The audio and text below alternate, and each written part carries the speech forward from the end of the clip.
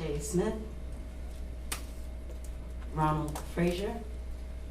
I'm here. This is Shay. Good morning. Good morning. Ronald Frazier. Alan Egbert. Here. Debbie Madden. Here. Bill. Allison Love. Here. Douglas Coleman. Here. Dr. Consuelo Kelly. Here. And Thea Penn-Iron is out. Well, I guess originally it was every year, but now their application is only for 1 year. There were applications submitted in 2021, but because we are going through the list that was approved in 2020, and all of those have, the phases of all of those haven't been funded, and the ones that need to be withdrawn have not been withdrawn, nothing new was funded, right? And so there's frustration that's being expressed by the municipalities regarding not being approved for additional funding for additional projects in the 2021 application process. There will be another application process in 2022. And the factors that can be considered in that process is, do you have projects that were approved in 2020 that are in that bottleneck, that are prohibiting other projects from moving forward? And so part of the evaluation can be, if you haven't withdrawn them and you haven't moved them forward, no, that's a factor in the criteria for your evaluation criteria with regard to whether anybody's going to recommend your new projects for new funding. Well, that's the crux of this, is this came up. We need to fix it because it's frozen everything that's going the next year. I think we need to do what we're talking about with the commission. But someone said that you have a group of the city managers and county managers working representatives talking together, right? Yes, there's a BCCMA meeting this afternoon. Has this been brought to the city manager's attention? So may I? And if so, why do we still have this problem? So I want to back up just a little bit to the time that it took to negotiate the Second Amendment to the Global Interlocal Agreement. The term sheet went in front of the County Commission in the summer, and you all came together, approved fiscal year 20 and fiscal year 21 for municipal projects, pretty much back to back because of the pandemic and some other issues. We lost our power. So there was a long period between when these projects were approved and when that Second Amendment actually became effective, which was, I think, spring? It was March I think March of this year. It wasn't that long ago. So that there's a factor in some of this delay that had to do with the negotiations of that Second Amendment. The other piece of this is that the award letters do go to the elected officials. So when they get these Surtax grants, we send formal notifications of the award, the maximum not to exceed amounts. They don't just go to the Surtax points of contact. They go to that city manager, they go to the full board, they go to our county commissioners that represent that city in their district. But there's been so much time between when those award letters went out. There will be another set of award letters that go out for this new slate. And I think that it may behoove us to include information about their previous cycles and the previous awards that they received and the status of those. Absolutely. And to the question about the BCCMA, this has come up multiple times at the BCCMA over the last 2.5 years. Absolutely. During the original interlocal agreement, the negotiations for the First Amendment, the negotiations for the Second Amendment, and subsequent to the Second Amendment going into effect, this has been on the agenda for the BCCMA. So I don't want any of you to be under the impression that the lawyers for the cities, the city managers, the engineers if they have them, and the elected officials are aware of the situation. I think some of these projects, as you pointed out, they're just not viable. As you'll recall, many of these projects were only partially eligible. That means we gave them part of the money that they need, but what we've heard from several of the municipalities with these big projects, they don't have the revenue, the resources to cobble together the funding necessary to complete the full project. Some of the cost estimates are coming in much higher than they anticipated. So there are a lot of factors that are going into the delay on some of the projects. But the next part of the presentation will talk to you about some of the progress that we are making with getting these project funding agreements executed. And just keep in mind, you know, some of these projects are, in the scheme of things, to the city, it's not a big amount of money. I mean, in total, on an annual basis, I think we're talking $32 million to $35 million that gets dispersed to all the cities. Well, right? we're also that's the other thing that I forgot to mention. We are funding well over the 10%. In 2020, we funded $126.9 million worth of municipal projects, both capital and rehabilitation and maintenance and community shuttle. So it's a lot of, that's the other thing, it's a lot of agreements to negotiate. You're For talking sure. about 150 For plus sure. projects. Right. But we need the documentation, and while the Second Amendment was pending, a year ago, my office created checklists, and the checklist for each project type, and they were distributed to all of the municipalities. And the ones whose projects were ready, namely Davy's interfunding agreements were ready in January. And so it just depends on the municipality and how well developed the municipality's projects are. So, you know, when the checklist and the documentation was ready and submitted, we prepared the agreements. And Davies were submitted last fall and approved earlier this year. So it's not a matter of, at this point, how long the Second Amendment may or may not have been pending. It's a matter of having the proper documentation. There were 32 projects for which construction funding was allocated for capital projects, and all of the rehab and maintenance projects are supposed to be construction ready. So that's 50 some odd projects that are supposed to have construction documents ready for a construction bid, and they have not been submitted. And I think, I'm hopeful that this is gonna take a little time, because again, we got 29 versus one county machine, 29 city machines. So I'm hoping that, you know, after getting all those agreements, that was big lift on your part, getting all those agreements signed, it's gonna pick up steam. I really believe that. And the COVID didn't help anybody. And so I'm hopeful it gets better. And then they're going to learn over time that some of the cities that, like the Davies of the world, are gonna start, you know, elbowing the ones that aren't doing their job, and they will figure it out, especially if it's gonna impact them getting funds to do something. And there will be a discussion or a reorganization, and they'll get it right.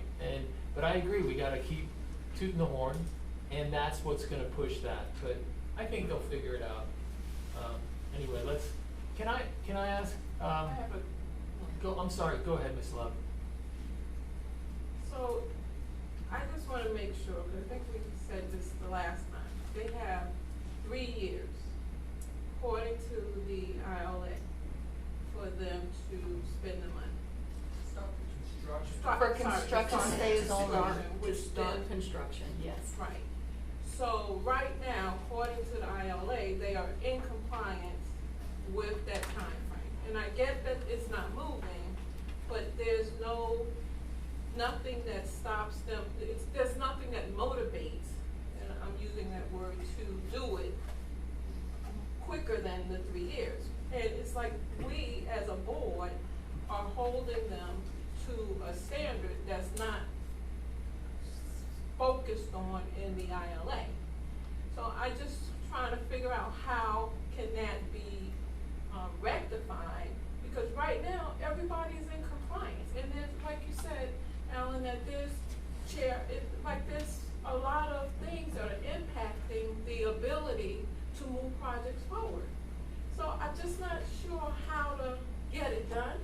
We can sit and put more paperwork in front of the agencies, but it doesn't, in reality, it's still going to be an issue. It's just, yeah, we'll make them aware, but then what? The ILA gives them 3 years.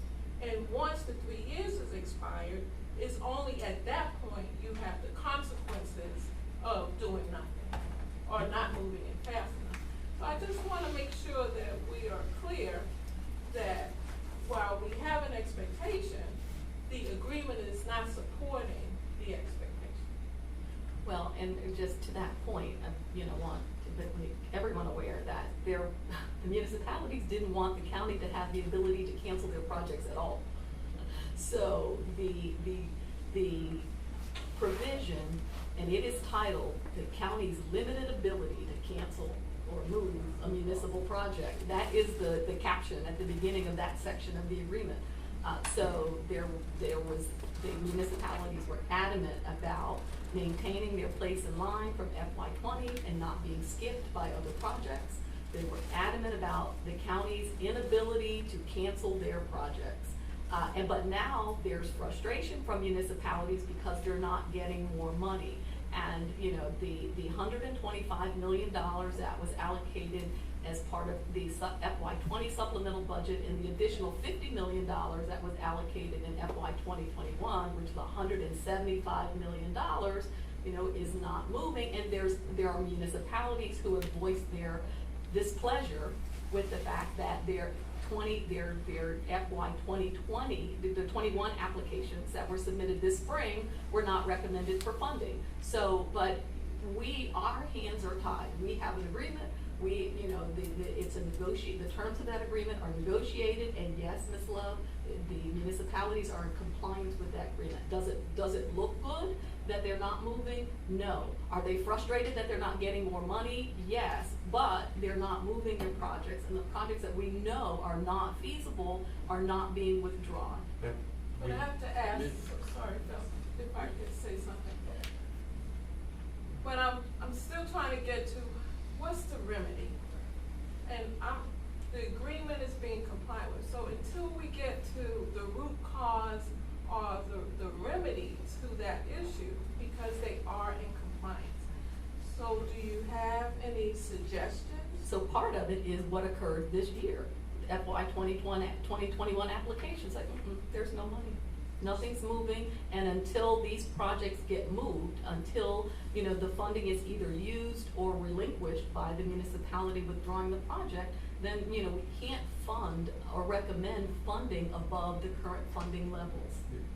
And I know that there's frustration regarding our projects didn't get funded. We applied in the spring of 2021 and said, but what about the ones that you still have pending? I would note, Allison, though, I know you're concerned that we don't have anything today to cancel those projects or to terminate those projects today, but you can be assured that in 3 years or 2 years, when the county does take that action to cancel this project, all hell is going to break loose from the cities. And we, as an advisory board, I think just behooves us to put the flag up there to say, hey, this is a deadline coming here, folks. Somebody needs to do something. And I totally agree with that. I think that it has to be a red flag. It sounds like the red flag is there, but it's not necessarily as amplified as it can be or should be. So that's our responsibility as the Oversight Board to make sure those mechanisms are in place to raise the flag. So I totally agree with that part. I'm still not clear on exactly how do we remedy the situation other than a red flag. We'll put them up. Let's go ahead and do that. But I think that's the only thing that we have is the red flag.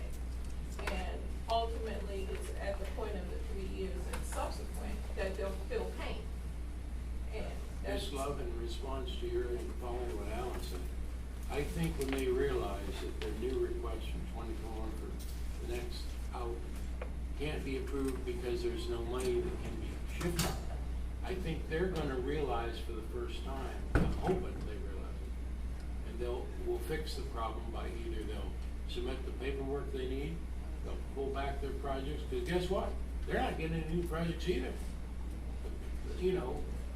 They're holding up a city like Davie from getting anything new too, but neither are they. So this is the first time that they're seeing the consequences of whatever you want to call it, inability to complete the paperwork. Before we start the next portion, does anybody need to hit the restroom? Okay, let's get going. Can I just, I'm sorry, Mr. Hooper, sorry. One more question. Sure. If you don't mind, I'm sorry. Sure. Okay, is it predictable at all? I understand the 3-year on construction is predictable and we'll be able to tell the consequence, but on the planning and design projects, is it predictable who, which and how much money and how long will be in this stop work or stop funding situation? I mean, I know, all I can picture is we have our funding agreements, and we have the ones that are in process, and then is there also a predictable set that we just, if nothing happens, we know this amount of money is gonna be frozen for the time being? There are some projects that we know are not feasible. Examples, projects that were planned for FDOT corridors, and FDOT said, no, you can't do that in our road. So we know what the costs are associated with those projects, and that the FDOT has, said, no, you can't do that, and that those funds will be available. The project just needs to be withdrawn. So to that extent, where there were projects that were planned on a corridor that is owned by a different entity, and the entity says no, then those are easily identifiable, and we can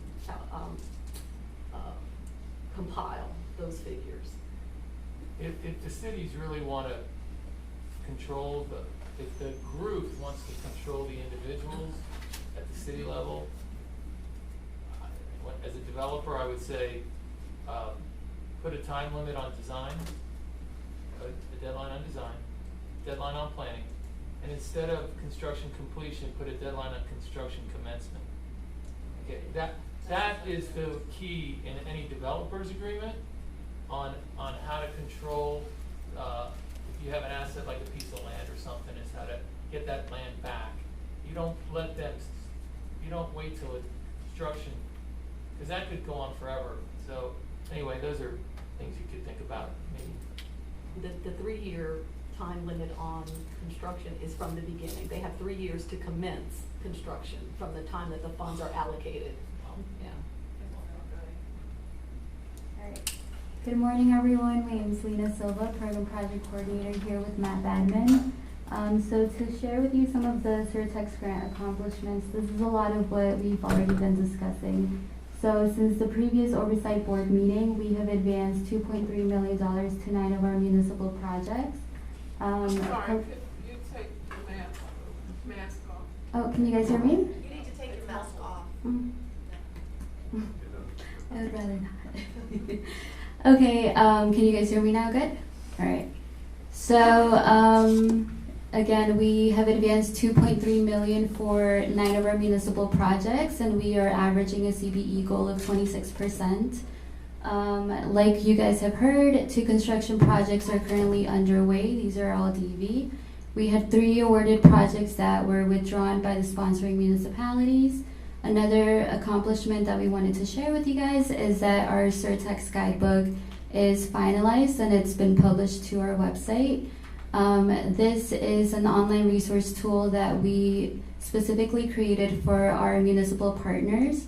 This details anything and everything that they want to know about their municipal capital and rehab and maintenance projects.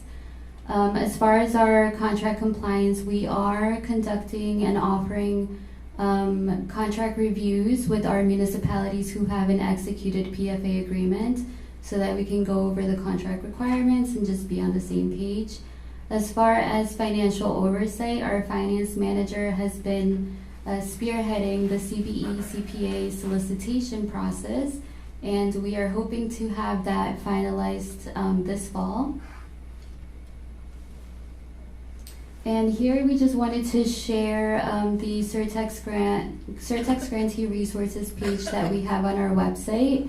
So we wanted to create this for our municipal partners and just give them one specific location in the website where they can have easy access to the guidebook, any trainings, any workshops that we've had, and any forms, like Angela mentioned earlier, the checklist for legal. So this is all on our website, mapbroward.broward.org, under the Municipal Partners tab. And if you guys want to check it out, I would welcome you to do that. I'm going to hand it over to Angela now. Thank you.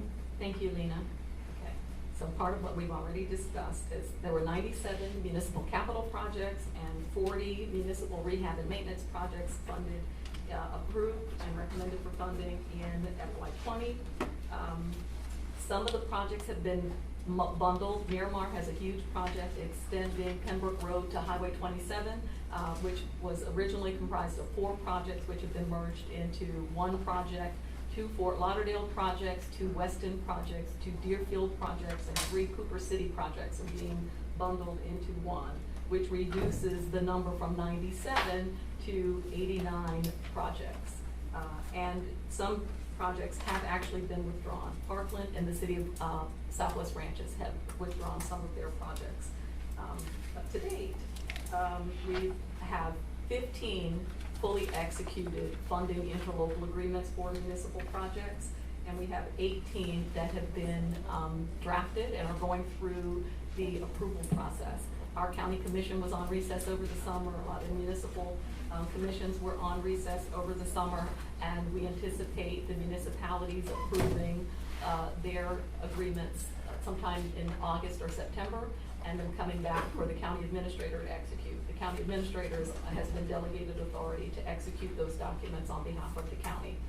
So by the end of the fiscal year, which is September 30th, we anticipate that 33 Surtax project interlocal agreements will be completed for a total of $35.7 million. Of the 89 projects, we have not received any documentation for 53 of them. The capital projects for our rehab and maintenance project of the 40 rehab and maintenance projects, we have not received documentation for 19 of those projects. But when we receive the checklist and required documentation for those remaining funded projects, we will prepare the agreements.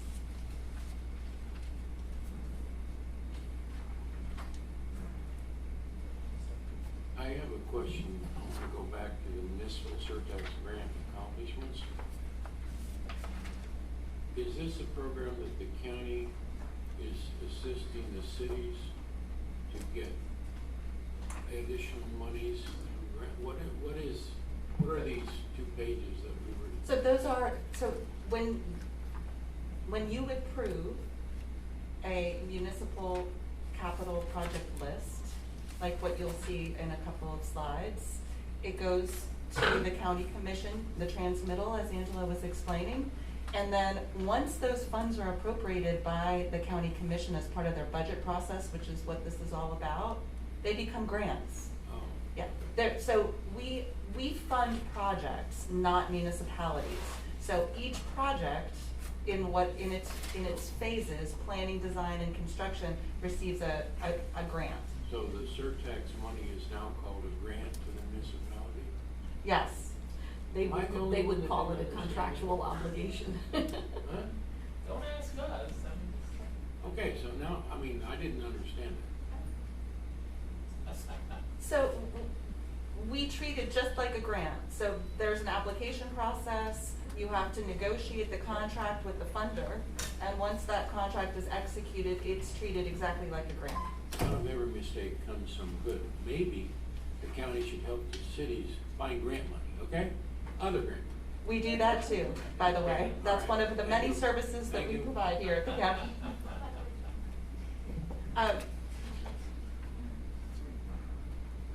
Mr. Kaleka from the MPO was unable to join us either in person or virtually today, so I will just run through his slides. This is exactly what you saw on June 11th.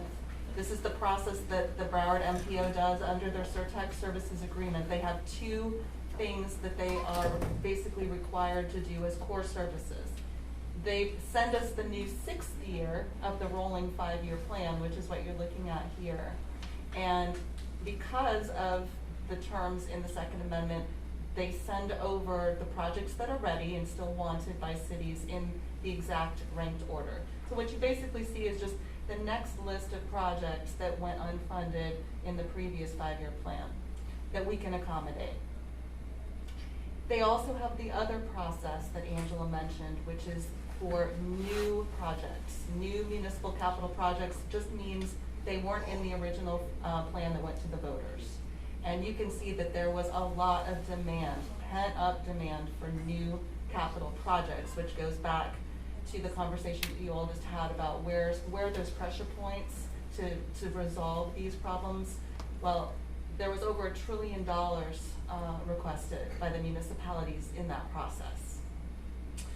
So now we're going to move forward into some other accomplishments, and I'm going to turn it over to Mr. Neil Lynn, the Mobility Planning and Innovations Team Supervisor. Thanks, Gretchen. Good morning, everyone. I'm the Innovations and Mobility Unit Supervisor. I'm just going to go over a couple of highlights regarding the Innovations and Mobility Accomplishments. First, I want to touch on the deployment of the connected vehicle technology efforts. And so basically, right now, through a data authorization partnership, Broward County and the information service provider, known as a data vendor, for connected vehicle applications. So that's underway. And so now the information service provider allows traffic signal timing data to be shared with certain connected vehicles. And basically, they're able to get real-time data, traffic signal data from the Broward County traffic signals. And so drivers are now receiving information from those traffic signals, for example, how much green time prior to the green time phase, how much red time prior to the red time phase, and then also different things such as like advisory speeds. And then in turn, Broward County is receiving performance metrics reports from the data collected from these sensors installed on these vehicles, and at no cost. So it's very beneficial. And then in the future, more vehicles and automobile manufacturers are going to have this technology. They're going to have these installed sensors as newer vehicles come online. And then also the data service is now in place to allow certain mobile application devices to provide similar information to users once they, for example, they download an app. And this will help provide insights to identify problems at intersection locations and also identify traffic signal issues. Next thing, I wanted to give an update on the public project dashboard, the GIS public dashboard. It was officially launched in February. Excuse me, could we go back to the previous slide? Yeah. In what time frame will this data vendor, whoever it is, is there a specific? Yeah, there's a specific vendor. I can share it. It's TTS. Okay. Will they be marketing that information to various services such as Waze or Google Maps? Yeah, so they have. It's not likely to become a reality that a subscriber to Waze will get this kind of information on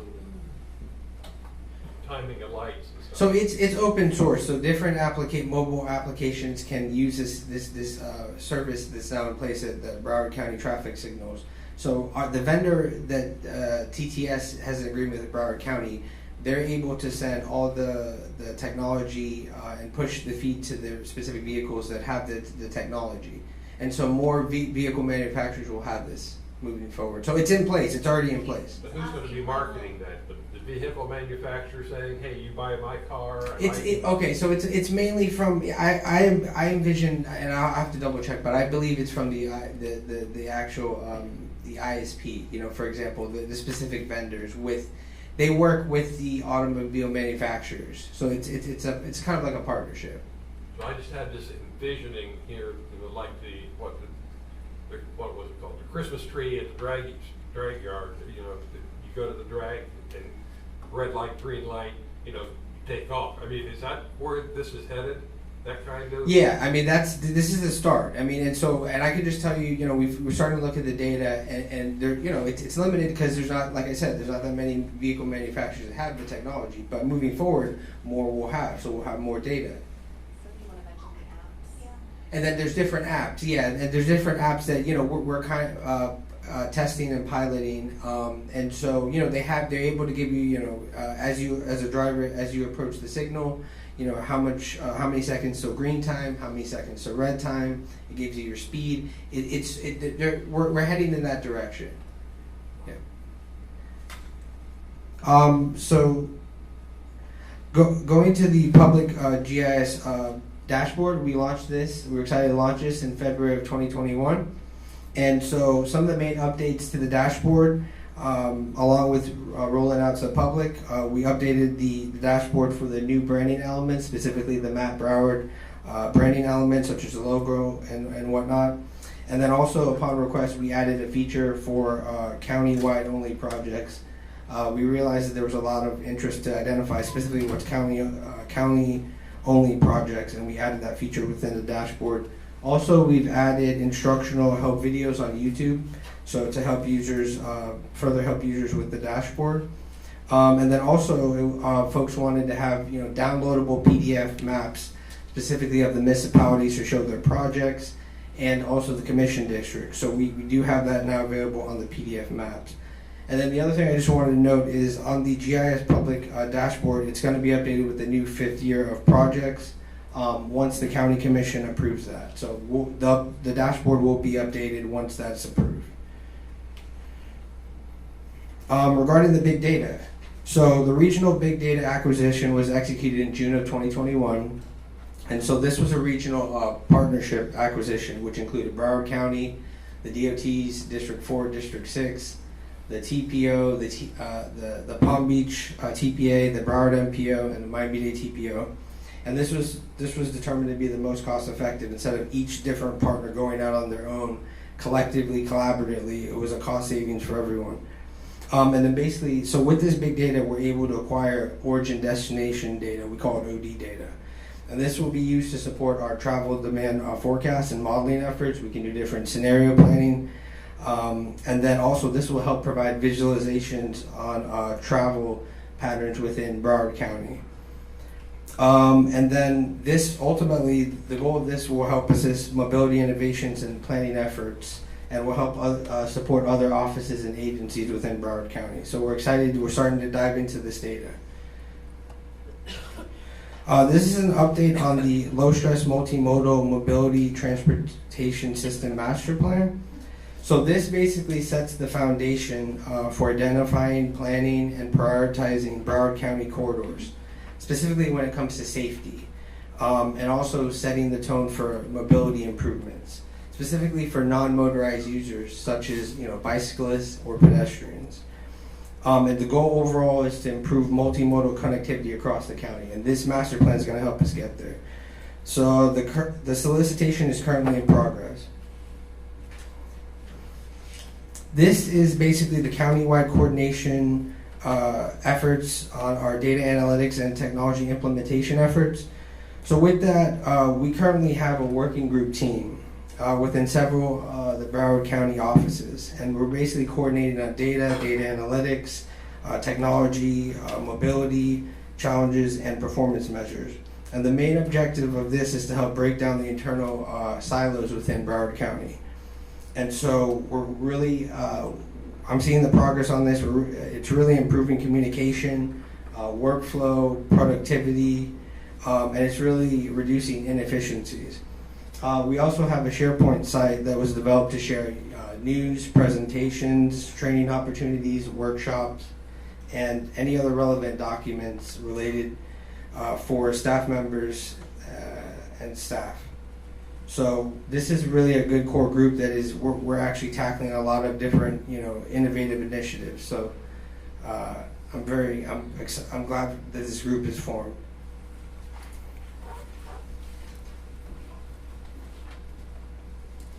Okay, next up is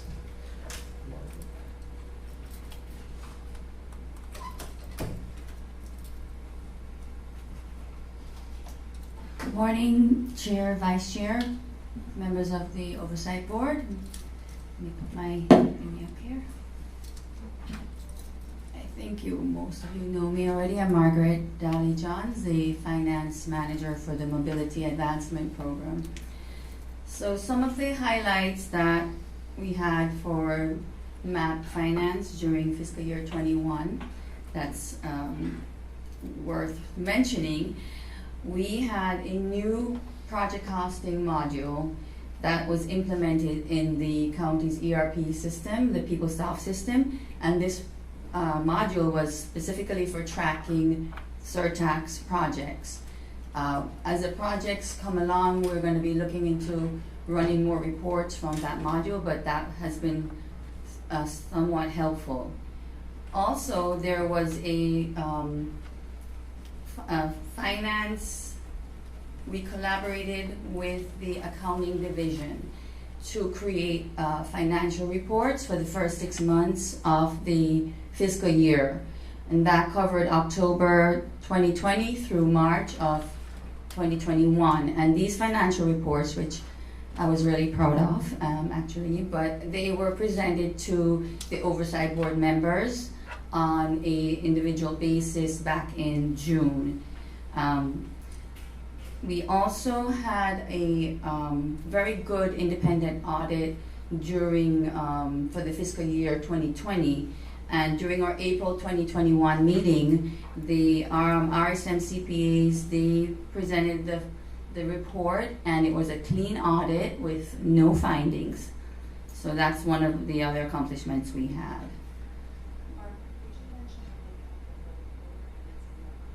Okay, yes, and also following up on the financials, we have the third quarter, which covers through June 2020 for the financials, and they are in your binder.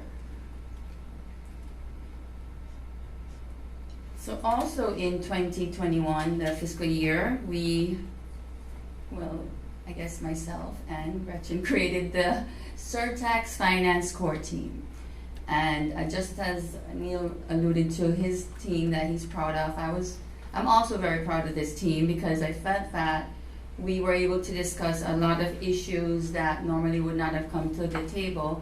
And during this time, we had different types of meetings, but in the long run, I thought they were very effective, and we were able to come up with discussions relevant to budget development and review, and also accounting issues related to Surtax, the development of different reports that we needed to conduct and to have for financial reporting purposes to the Oversight Board.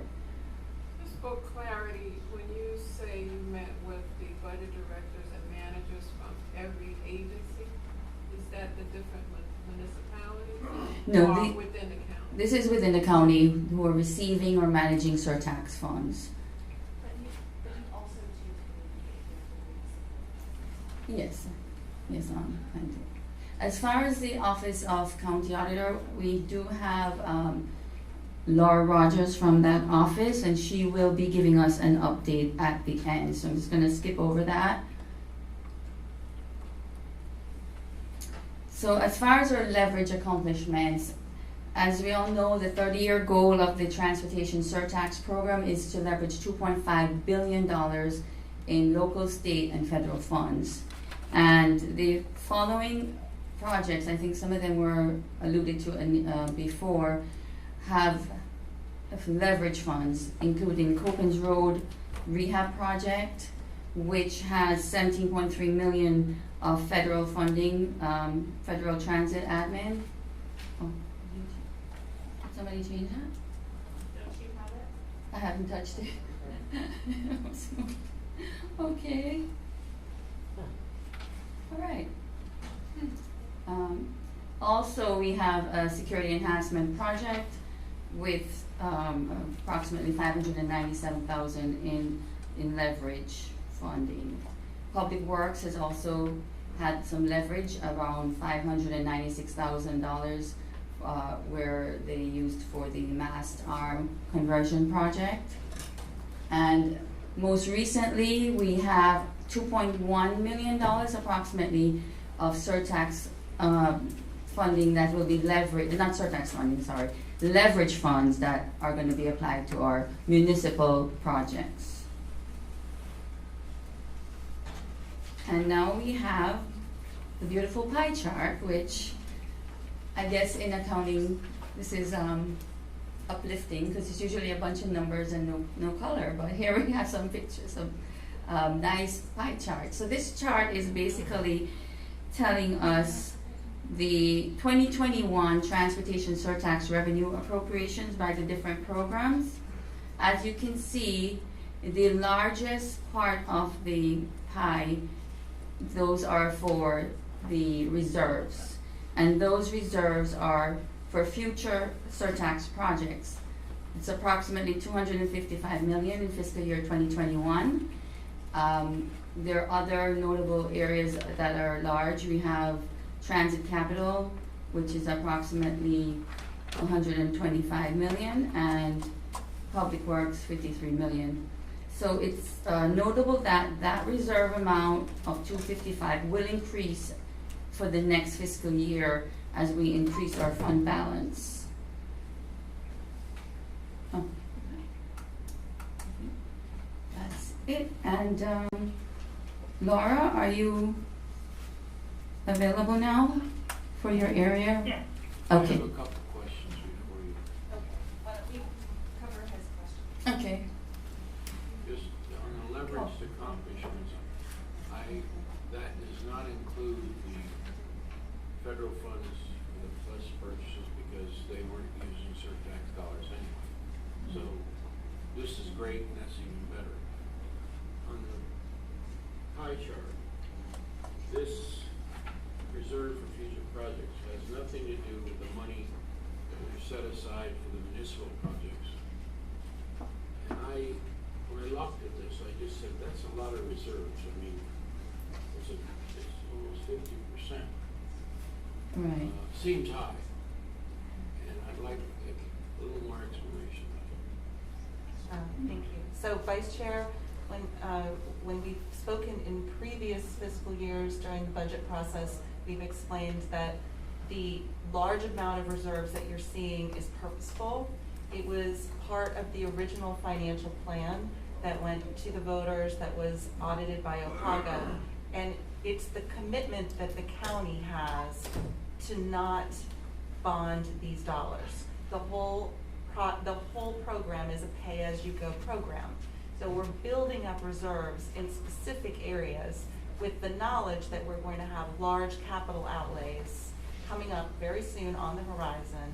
In addition to that, we need to build those reserves for the operational and maintenance commitments that we have. And we'll talk a little bit about that more as we get into the 5-year plan, especially in the transit area. As I mentioned to you during the briefing, that stimulus money, that one-time federal money that came in, is reducing the expected operational commitment from the Surtax to transit over the last, in 21, 22, and 23. When that ends, there's a huge jump. And the portion of annual revenues that will need to go into transit capital and operations and maintenance is significant. And so we want to make sure that we're building these things up so that we have adequate revenues to continue as a pay-as-you-go program into the future. Thank you. Okay, that's it for me. Do we have any questions? I'll just speak to what Gretchen just said. I like that idea. I think that having reserves and looking at it from the big picture and doing meaningful projects in the future and saving up to do those is a great plan. And I know that there are big deals coming into the future, so I think it's great. And the pay-as-you-go, I think it's great. It also puts the county in a better position for federal funding, because part of the evaluation process for federal grants, federal capital improvement grants, which would be needed for development of rail, they pay the capital, but the applicants have to demonstrate the ability to fund the operations, a local funding source to fund the operations and maintenance, and there's always a local portion. You generally, an FTA grant will fund 80% of the capital, and the local government entity has to demonstrate the ability to fund the other 20%, and during the application process. So that would make it us more attractive as an applicant for federal funds for those future rail projects, which are going to be very expensive. Any other questions? Okay. Okay. Thank you. Thank you. Laura, are you on for the county auditor status update? Yes, hello. This is Laura Rogers with the Office of the County Auditor. And just to provide you a brief update on the audit activity. If you recall, early in the year, we presented our audit plan, and those 3 audits are currently in progress, one being of the NPO, another on community shuttle programs, and the third on transit purchasing. So each of those are in progress with field work ongoing, and some of those are actually getting closer to completion and final reporting. We also provide ongoing advisory services as needed, which includes me attending these meetings, even though you don't see me, I am here. And we also review and advise on solicitations, assist in negotiations, and other things as needed. That's all from our office, unless there's any questions. Any questions? Thank you. Thank you. And I've asked Nicole Khalil to give you an update. There was a lot of interest, as you all have mentioned on several of your oversight board meetings in the last year and a half, of public outreach, engagement, making sure that the message is getting out about the good work that we're doing here. So Nicole's going to give you an update on that. Good morning, almost afternoon. Just want to bring to your attention, you're going to be muted during my presentation because of the feedback with the sound. I'm also going to be a little brief with my talking points because we have about 7 minutes worth of videos. But towards the end, please make your notes, ask questions, make your suggestions. I love your feedback. So slide 1 here, I want to highlight for you. Well, first of all, with all due respect to my coworkers, I've got the best job in our department. Go ahead, mute me. You're being muted.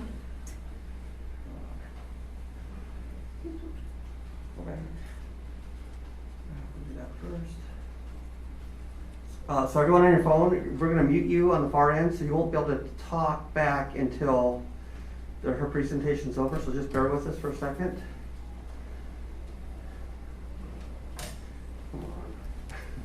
So while he's doing that, I can give you some updates and let you know that the public outreach and education plan that you were presented, except Debbie, who wasn't with us yet, back in September, is actually on time, ahead of time in some chapters, and everything is actually under budget. So we're doing really well in our department.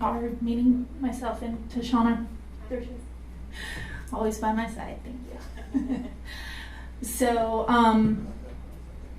major objectives and key activities, as we all know, repeatedly, rebranding was so important because we basically couldn't do anything until we knew what we looked like and what we wanted the public to understand. So as you know and as you see, and I wouldn't be a good marketing person if I left the stage without giving you a new piece of swag. So our branding is out there, people recognize us. I wear my badge sometimes to lunch, people are already knowing what this is, so it's a great feeling to know that we're doing our job and doing it well.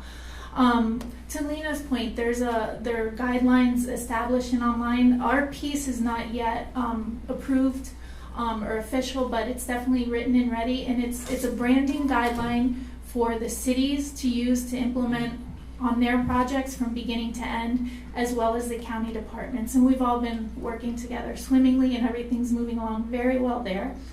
We're very well established on social media, MAP Broward. If you're not following us, please do, please share. Which leads me into the last point on this slide. In recruiting trusted voices and influencers.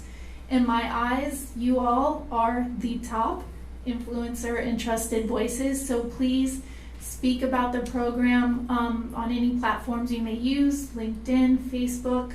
Right now, Tashauna and I are doing corporate outreach, we're calling it, where one of the lists we have secured through our consultants are the larger companies in Broward, not just large by dollar, but large by employee base, which gives us a nice reach. So what we're sharing with you is to tell you that that's in progress. We sent out a mass email, we're getting great responses. So far they've all been virtual, where the HR person gathers their employees, and we just go through a very high level marketing presentation. They ask questions, we answer them. It's been very well received. If you, at any of your workplaces, want us to do this presentation for your employee base, we'd be more than happy. Please coordinate that with Tashauna and I. It's about 30 minutes, and we find that there's usually about 10 minutes of question and answer, and we always end up with a new follower on social media, so it's a win for everybody. So on the second slide, consultant, I already mentioned some of our work there, and to remind you, to get where we are today with the branding, we really worked with the community, and again, another box we can check off. We surveyed over 5,000, but got 5,000 responses. So again, feel good about the branding and our messaging because the community was a big part of it. Collateral. So now, again, we couldn't do much until we knew what we looked like and what we wanted to say. So Tashauna and I are moving fast along and with some support from consultants in creating a library of materials, both digital, print. An example will be the annual report coming up, some of the videos you're about to see, some short flyers. We'll soon be looking at translating pieces into other languages, and I'll get a little bit into that on one of my next slides. We've also, in addition to the corporate outreach presentations, I think my last count was 44 presentations we've done, marketing. So whether that was to commissioners, other county agencies, my friends in Public Works, BCT, city personnel, companies, some nonprofits, we are very much taking a grassroots approach because this is so new and there's so much to explain. I don't feel, and that could be part of discussion, that we're at a point where we need to be doing media blitzes or anything like that. That's high dollar investment, and until the cities are really pushing out their projects and seeing everything, I don't think we're there yet. I think we're doing this the right way. But again, the world of communications probably changes as fast as technology itself, so please keep your ideas coming to us. Most of you were at the event. I think it was a good try considering all that we had to contend with. So here's just a summary of that. You look the same, is that nice?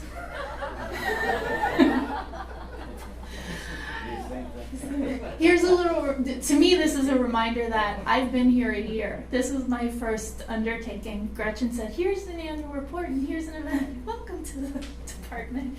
So that every time I look at this slide or these pictures, I remember my first month or so. We're really proud of this event.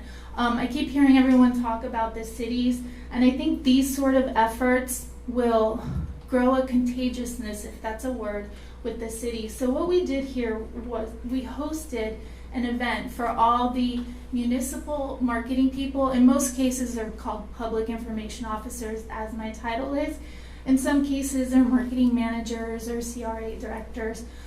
But I'm very happy to report that of the cities who are receiving funding or about to receive funding, we had about a 70% turnout. They were there, they were excited, they were interested. Some people brought as many as 2 and 3 staff members.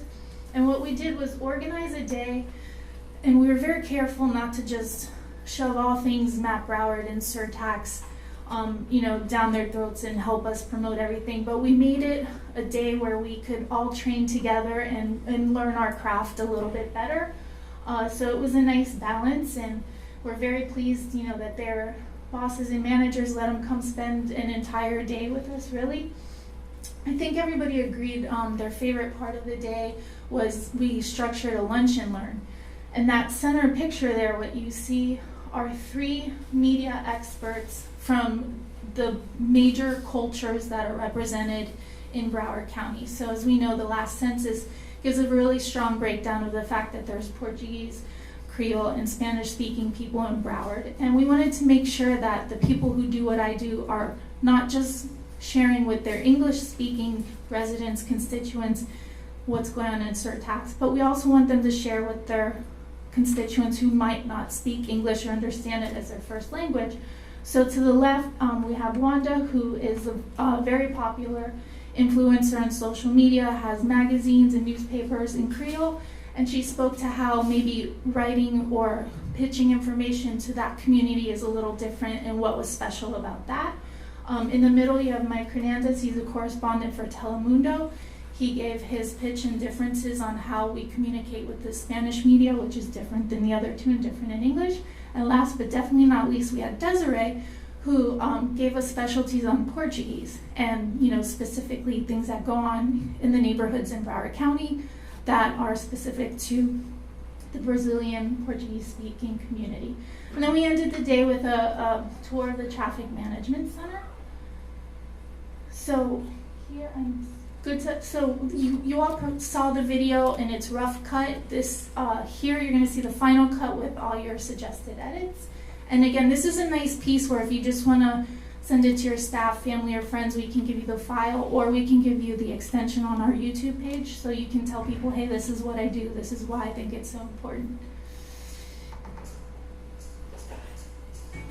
2 million people at the beach, on their way to work, headed to see grandma, constantly on the move. Each of us may be headed to different places, but we all face the same challenges going from point A to B, congestion, and safely getting to where you need to be. In 2018, Broward County residents voted to do something about it, approving the Penny for Transportation 30-year plan. Using discretionary sales surtax, we would take mobility challenges head-on. Today, the plan is not just a plan, it's a program of smart projects that will innovate the entire county. MAP Broward projects will create connectivity, improve transit service, manage traffic systems, enhance multimodal options, while ensuring economic development and benefits. MAP Broward will improve technology and deliver transportation solutions intended to relieve congestion and create safer commutes. To make our morning drop-off safer.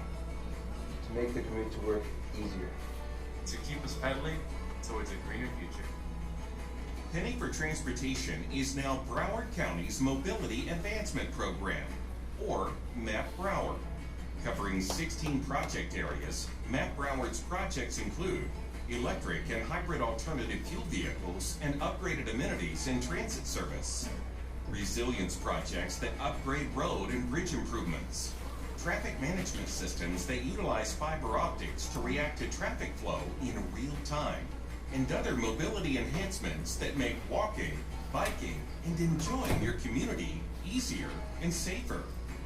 Build on foundational elements such as transparency, accountability, and resiliency by investing over $16 billion local dollars over 30 years and keeping these dollars in local small businesses.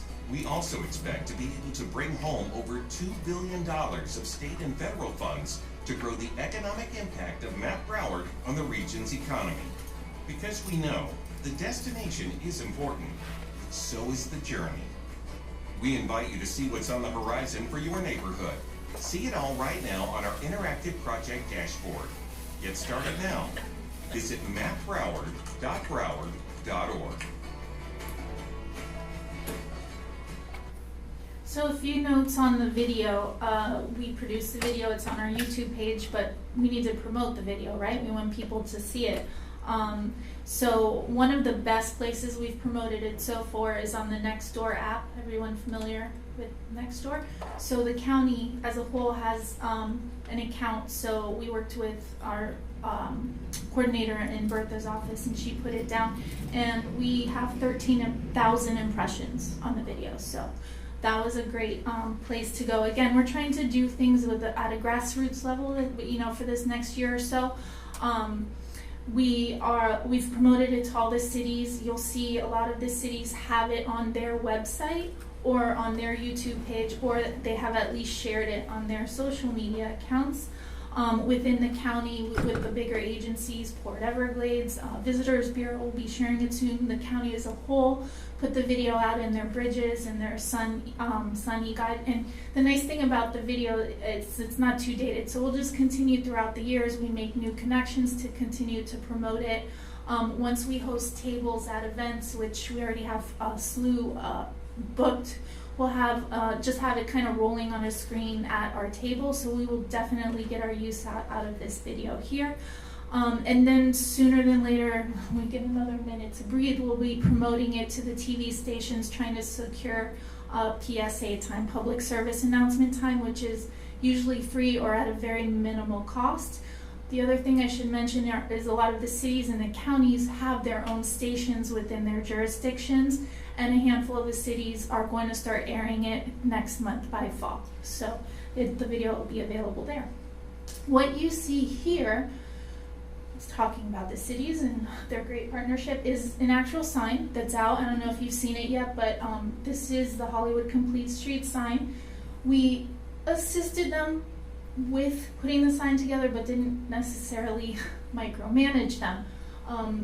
As you can imagine, the sign started off with people's names who work at the City of Hollywood, and we worked with them to educate them and let them know that that might be misleading to the public, and we want to make it very evident that this project is Surtax funded, and here's the finished product of what you see. You're going to see some variations once you see project branding as far as once construction commences, but overall you will see our logo, so we'll have our education component on the work work sites. Here's a nice example. I worked with my friends in highway construction, and I work with public works, and here are sometimes these are flyers, sometimes they're actually project signs, but again, there'll be a slight variation from county to city, and sometimes even within the county, but again, overall, the overarching point is it's a MAP Broward project. This is already literally in the streets. Here's a highway construction sign. Is this one up yet? You guys know? Yeah, okay, so this one's up.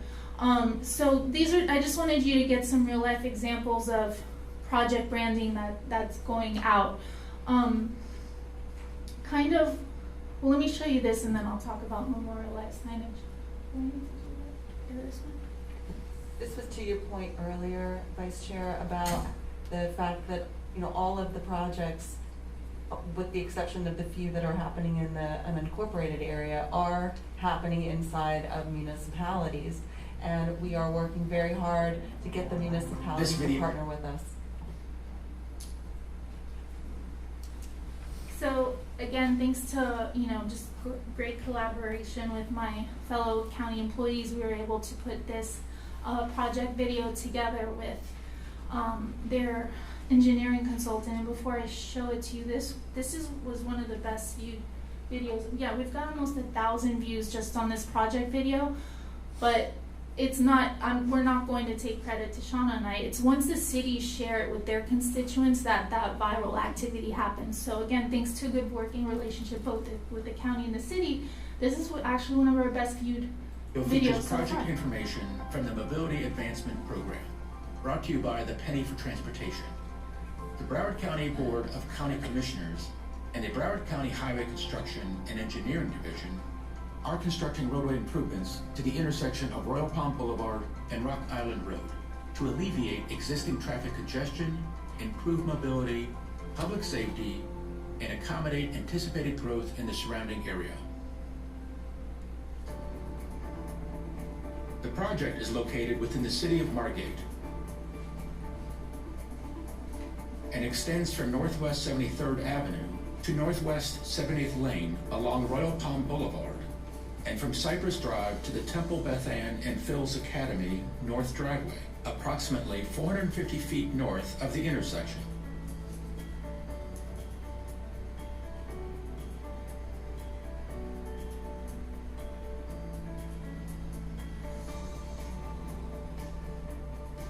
The primary project purpose is to relieve traffic congestion at the intersection, with the addition of a second left turn lane at all approaches.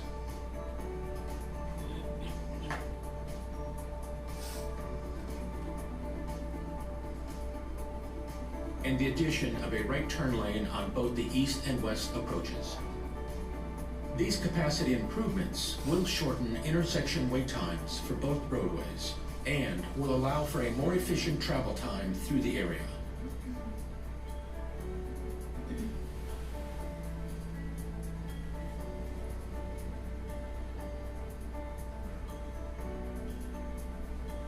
A Additional improvements include the reconstruction of all the intersection sidewalk curb ramps and the replacement of the pedestrian signalization equipment to significantly improve pedestrian crossing safety and comply with the American with Disabilities Act criteria.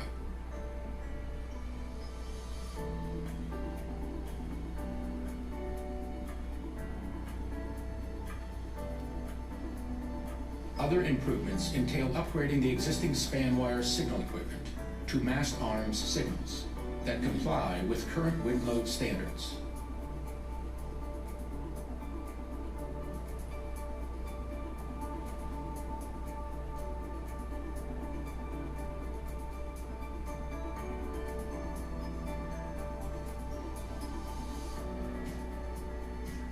Improvements also include the widening of the sidewalks along Royal Palm Boulevard to a minimum 8 feet wide at the bus stop locations to meet current standards.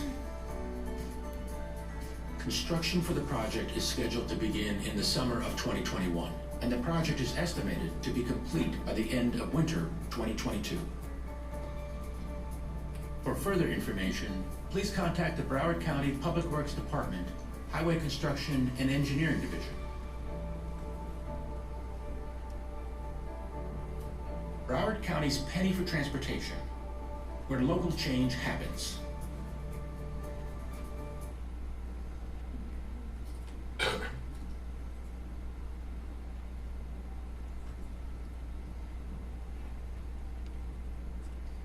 I'll remind you that we have a newsletter in progress. You all already received the first issue. At this rate, again, until we get a little bit busier, it seems like it might be semi-annual, and as more projects come to fruition, it might turn into seasonal, and who knows, maybe even monthly or bi-monthly after that. So please keep your eye out for this newsletter, because again, you are our best spokespeople in the community. Forward it, or if you ever just have a list of people and you just want to do a data dump with me, hey Nicole, I'm a member of this chamber, here are all the members, can you add them to your list, make sure they receive your updates. I would be glad to do that. Gretchen knows I'm a data dork and I love my analytics and statistics, so give me anything you would like. I'd love to share. I'm going to take you into another video, and it's, I'm sorry, the star of the show is not here. But again, another great example of how we're partnering internally. We found that, you know, the dashboard needed a friendly explanation, and we've used this in a lot of pieces, and it's done really well. Hi, welcome to MAP Broward's Dashboard, where you can find upcoming projects throughout Broward County, where we're making it easier and safer to travel. So watch this demo as I show you how it works. When you click on the link for MAP Broward's Dashboard, this is the screen you're going to see. It's recommended that you use Chrome, Firefox, or Sapphire.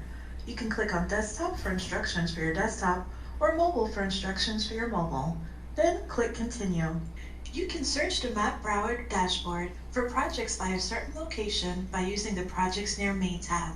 You would type in the location, and you can search for projects within a certain mile radius. You can also get an overview of all the Surtax projects by clicking on the Surtax Project Overview tab. You'll see the total list of projects, and you can filter projects by project type, such as bike/pedestrian, or you can also filter by the phase. There's planning, design, procurement, construction, and completed. You can also search for projects by municipality. So if there's a certain municipality you're interested in, you can search just for that municipality and see the total number of projects. So for example, in this case, you can see that this municipality has 39 projects, and there you can see the project details. Lastly, you can search for projects by county commission district. If you're just interested in one county commission district, you can select it here again on the left-hand side. As you can see, county district, commission district number 5 here has 73 projects. So as you can see, this dashboard is really useful for searching for projects and filtering to get the information that you desire. Stay tuned for more videos coming out soon. Thank you for watching this demo. Don't forget to like, share, and let us know what you think. And stay tuned for more demos. Hi, welcome to MAP Broward. So cute. I could watch that all day. Okay, so I'll wrap up real quick so you can get to your lunches or ask me any questions. This is my what's next slide. This is probably the biggest piece of what's next per your request. In progress, we're working on questionnaires for focus groups and surveys to gather a base point on sentiment on the program and transportation and dive a little deeper into interests and needs. So you'll see more about that possibly by the next meeting. So look forward to that. And then just a few small notes on the what's next. We're also working, we talked about branding projects as they come to construction and how the PIOs will help us promote the projects. When the projects are done, what do they look like? So we're looking into options for memorialized signage, you know, whether it be a stamp on a concrete or an erected sign next to a project. So maybe in the next couple meetings we'll have a more firm example of what those are going to look like and kind of give you an idea of what the process is to get those out throughout the county and the community. More collateral will be coming your way. As I mentioned, we're going to be translating pieces, a lot of the pieces as we go. They might be double-sided, English one side, Spanish on the back, English one side, Portuguese on the back, English on one side, Creole on the back. So events, presentations, we had a great presentation with the employees of the Galleria Mall, and she invited us for free to host information tables during the busy holiday week, during the boat show week, at the entrance where people are getting on and off the shuttle.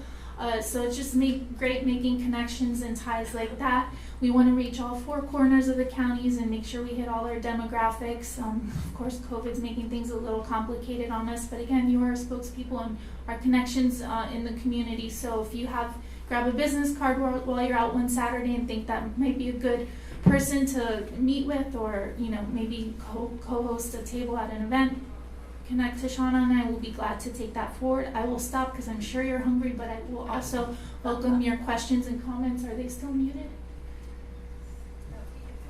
Doug. Yeah, first of all, congratulations. This is just wonderful.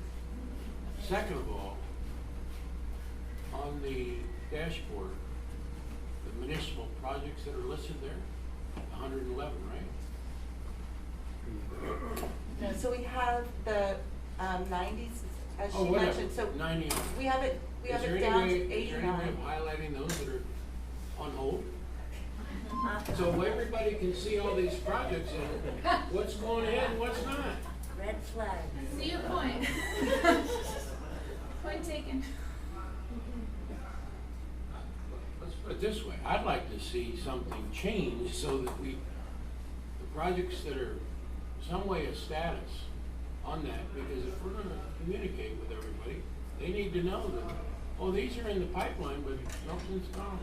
I'm just, think about it. Like the loading bar at 5%. Click on it, the puff smoke goes out. Save that for your Facebook page. You found your wheelhouse. You found your wheelhouse. You're very good at what you do, and we're lucky to have you helping us with this. Nice job, all you guys. Great job. Great job. Any other questions? Yes, Alan, I was serious. I know you were, but you gotta uplift people. You don't want to sit there and have a commercial that gets angry, do you? Okay. As I said before, great job, but I think this is an opportunity we got to go about this on a couple fronts. Maybe we'll give them 6 months to get their act together, we won't have to implement. Okay. Alrighty, is anybody hungry? Yeah. Lunch break, thank you. Thank you.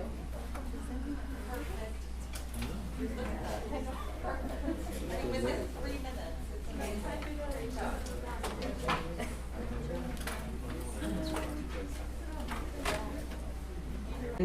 This includes projects that have a specific geographical area that we can pinpoint in our GIS project dashboard. It excludes countywide improvements, corridor studies, and other type of planning activities. It also excludes community shuttle service and transit routes. So 21.6% of the expenditures are being invested in zip code 33311. and 40% of the municipal projects are occurring in high-need communities in construction phases. This is just another way of looking at that. And I'm going to turn it over at this time to Mr. Walton to talk you through his fiscal year 2022 requests. Thank you, Gretchen.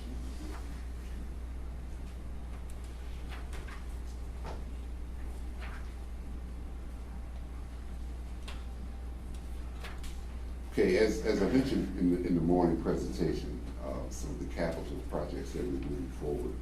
The West Broward Intermodal Center, we're actually extremely close to securing the property. We are asking for $2 million to begin the design for that. Just so you know, we also have a raised grant application. That's about a $45 million project. We got a $25 million federal grant in, a grant request in for that one. So we think that it's a really good project. I mean, it's perfectly situated between a mall and an arena in the growing area of the county. It would serve as the western terminus point for our proposed light rail system. It's just a great opportunity. So I think from a federal perspective, when it is reviewed, we should have a great chance to receive at least some of that federal grant money. Congressional letters of support. We also receive congressional letters of support.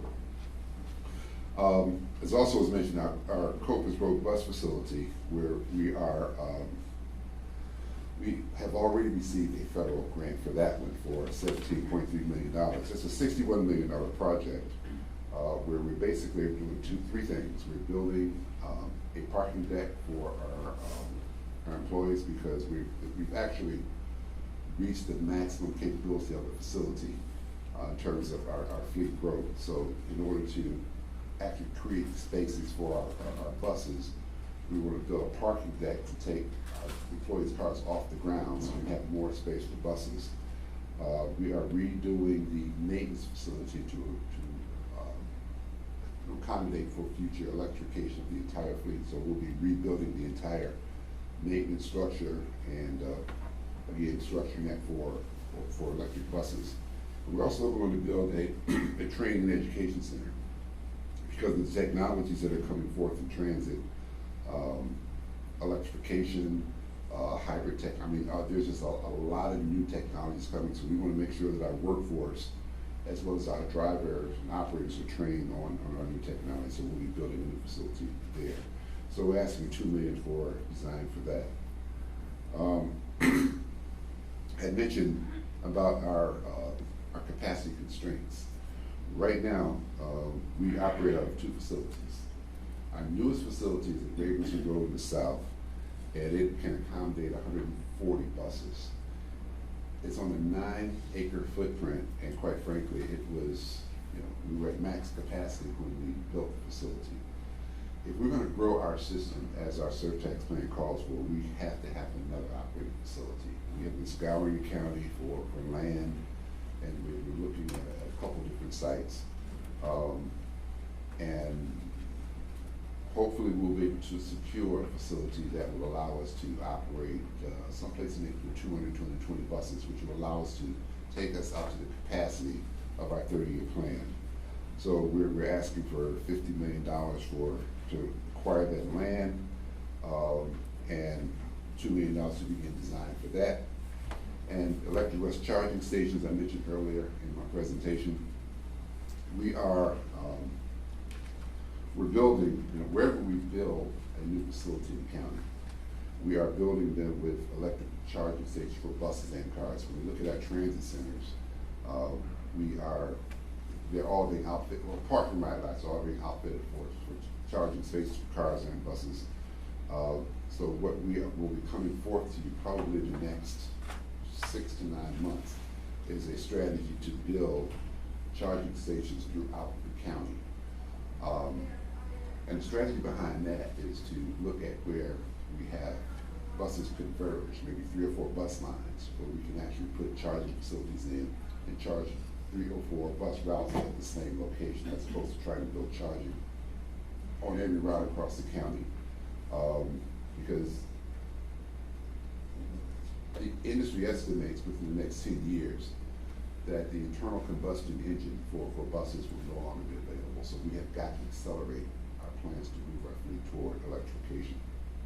So those are our requests. We're looking to ask for, again, money for just to design the countywide charging platform for the county and the land acquisition, as well as the design for the two other capital facilities.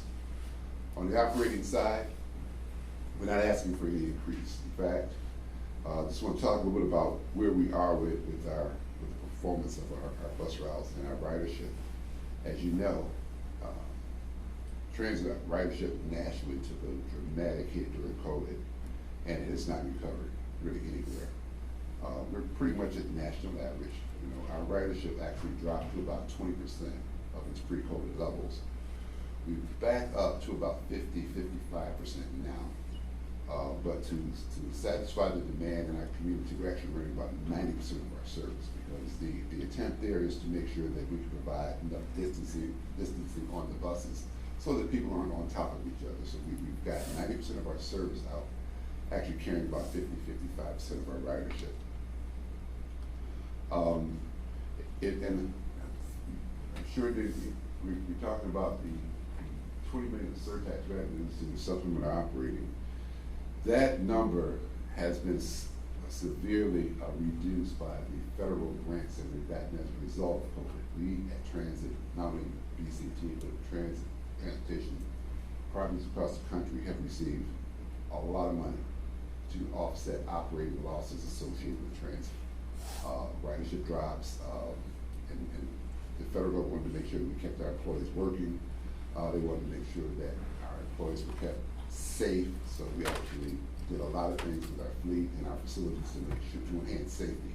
One of the things we built these driver barriers. If you get on our buses now, you'll see it's almost like a cockpit where the driver can actually close the door with plexiglass barriers, so that it protects them from exposure. We actually put ionizers on all of our buses and our air systems to kill all of the germs that actually come through the air system. And we've done a lot of other things. We've enhanced cleaning at night, and that program will continue on. So we've been able to send a lot of those dollars from the federal government to enhance safety and to keep our system running. But we've also been able to use it primarily to offset the operating expense. So typically what you would have seen had that not been available for us, a much larger request for operating dollars from Surtax. But for the next couple of years, you'll see a reduced number until those dollars are spent. And then the number for the Surtax operating request will go up to fund the increasing deficit, because as our service levels go up, as our salaries go up, the contribution of the county will remain at the 27 million, escalated at, I think, 2% a year or whatever. But we will need the additional Surtax dollars to fund the operating deficit. A couple of the proposed projects that we'll be implementing in the coming year, and they will not be Surtax based at this point. They're, thank you. I'm looking at my book here. We've got two projects that we want to implement this year. And one is our late night service project. It's a pilot project that we've been looking at for a while, and our current service span is about 20 hours. We end our bus service at about 12:30 in the morning, and we start again at 4:15 in the morning. So there's a gap there where we just don't have any service. But we know in Broward County there are industries such as entertainment, hospitality, healthcare, where people are working shifts where we can either get them to work, but we can't get them home. Or we can get them home, but we can't get them to work because their shifts either start or end during the time that our service doesn't operate. So we're looking at developing a late night service. We're working with the industries that have been identified here, hotel, hospitality, and entertainment, to develop a service that will accommodate those passengers who need us, who need transportation services during the hours that we don't operate. It won't be a fixed route type service. It will be more of a You're probably familiar with somewhat familiar with our paratransit type service where you call and make a reservation. It would, it'll be app-based, and we are hoping, or we're pressing that we would use some sort of alternative fuel vehicles to operate the service as well. Microservice Transit Project is another project that is really an offshoot of our community shuttle program, where we have ridership standards that in our community shuttle program that the certain areas in the county cannot meet. We have a standard of 7.1 passengers per hour, which has been relaxed during COVID, but we're coming out of that, and if municipalities can't maintain that, then we actually have to pull them out of the program. But there are certain areas of the county that will never meet that standard because of their density or their congestion. So we want to go to what's called a micro-transit service, and really the typical transit definition of micro-transit is different than fixed route, in that in fixed route you have to walk to a bus stop. In micro-transit, the vehicle comes to you and picks you up. So it'll be in limited areas, and responsibility will be for the passenger to make the call, and the vehicle will pick them up and take them to either an origin or destination point within that area, or to a community shuttle bus stop, or to a fixed route bus stop. The responsibility will not be countywide, but it's to integrate them into the network of transit throughout the county. So this is a program that we've seen be successful in other places in the country, and we think that, we know that there's a market for it here, and we're looking forward to implementing that program. Again, we're not asking for Surtax funding for this. We want to pilot it, and we use non-Surtax funds, and if they're successful, I think at some point we'll come back, and if we'll make an ongoing program, and we'll be funded by Surtax. Do you anticipate that this will be like a third-party, potentially a third-party deal, or are we going to get into the micro-transit business? No, we anticipate that it'll be a third-party operation. And from a cost-effectiveness standpoint, that it makes much more sense for us to do it that way. Will these expansions potentially impact paratransit requirement to offset? In some respects, I mean, typically, whenever you introduce any new service, you will have some impacts on paratransit, lessening the load or reducing the number of trips on paratransit. So yes, there will be some impact.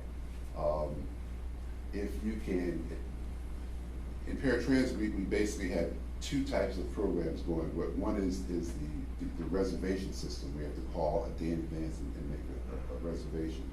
And we have what's called a Writer's Choice program, where we actually have an agreement with taxi cabs around the country, around the county, where you can actually, on the day of service, make a call, and the county will actually subsidize your trip. That actually saves us money because each Writer's Choice trip is substantially less than each paratransit trip.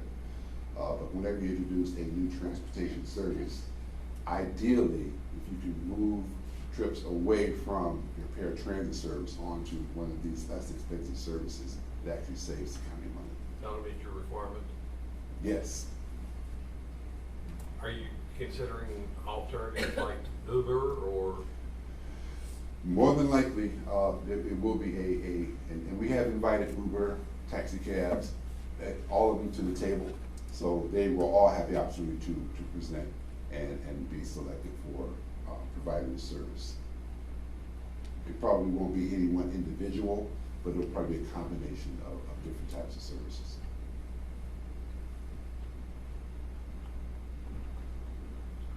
Yeah, I think that's it for me.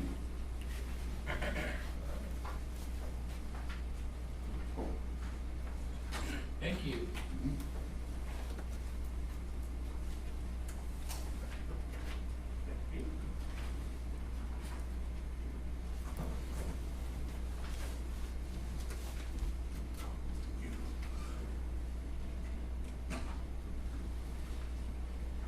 Hello again, everyone. Let's see. I'm here to discuss the Public Works Surtax requests for the next coming fiscal year. I have a couple more slides than Chris, so I hope you guys will bear with me along the way. And I'll try to manage it to a way that we can kind of all get through, provide you with the right information and not take too long along the way as I go. So very quickly, just an overall summary. The FY22 budget requests for Public Works project is roughly $60.4 million. This is a breakdown of the type of projects and how much that each type of projects is requesting, adding up to the 60.4, roughly 60.4. And just so you know, the asterisk on the side, the 60.4 million, there's a slight discrepancy with the county's recommended budget. It's just that some of the changes didn't catch up with each other in time, and we will be adjusting it with the county's final adopted budget when it's the appropriate time. But this is the correct number, 60.37 and so forth. Okay. So I'm going to go through some of these projects in detail, and I'm going to go through it. This is the first one, but it's in a format that the board has seen before, detailing each one of the project. And what we have tried to do is, both from the schedule and the cost standpoint, is to make a comparison with where we were last year when we talked about the last year's 5-year plan, and whether this is requiring an adjustment in schedule or cost, or whether there's no change to it and everything's just moving along as we go. So this is the format for it, and what I will try to do is to spend a little bit more time on the projects where there's some changes to it, where a project that's just moving along has no change in time or schedule. I'll just try to skip through it, not skip through it, but just sort of pass through it more relatively quickly in the interest of time. So this is the format that we'll go through, and the first group of projects we'll discuss is the adaptive signal control projects. And again, adaptive signal control utilizes high technology camera and software to monitor actual traffic, use the actual traffic volume to constantly adjust our signal timing to help us smooth over some of the peak flow, traffic flow, and decreases travel time along the corridors that they've been installed at. And just again, a quick reiteration: the adaptive signal technology is not applicable everywhere. It needs to be installed in places that have kind of like variable traffic, high traffic volume, and that type of thing. It's not something that is a panacea that solves congestion problems throughout the county. It helps in certain areas, in corridors that is applicable for. So with that in mind, let me start with the first one. This is A1 Broward Boulevard Adaptive Signals, and actually this is a real good project to start because it allows me to illustrate two important points that I want to emphasize to the board. The first one is that this is the Broward Boulevard. It travels from roughly State Road 7 on the west side all the way to the east. And this is on state roads, and in fact, most of our adaptive signal projects are on state road because they tend to be the biggest road, heaviest traffic, and has more needs of them, and so forth. So we, by necessity, because they're state roads, have to work very closely with the state, with FDOT. And in some of these situations, it is actually a significant advantage for us, but for both us and also FDOT, to work together on it. And just along the way, I just want to make a point out and give a shout out to the state. They've just been real good partners in this, working together with us and making a lot of these projects, facilitating them, making it easy on both sides. So the point I want to make in here is that if you take a look at this map, the vertical roadway is I-95, roughly in the middle of that. And FDOT is actually planning a project to the west of it on the left-hand side of the map. So what we've been able to do is to develop a project that works in conjunction with them.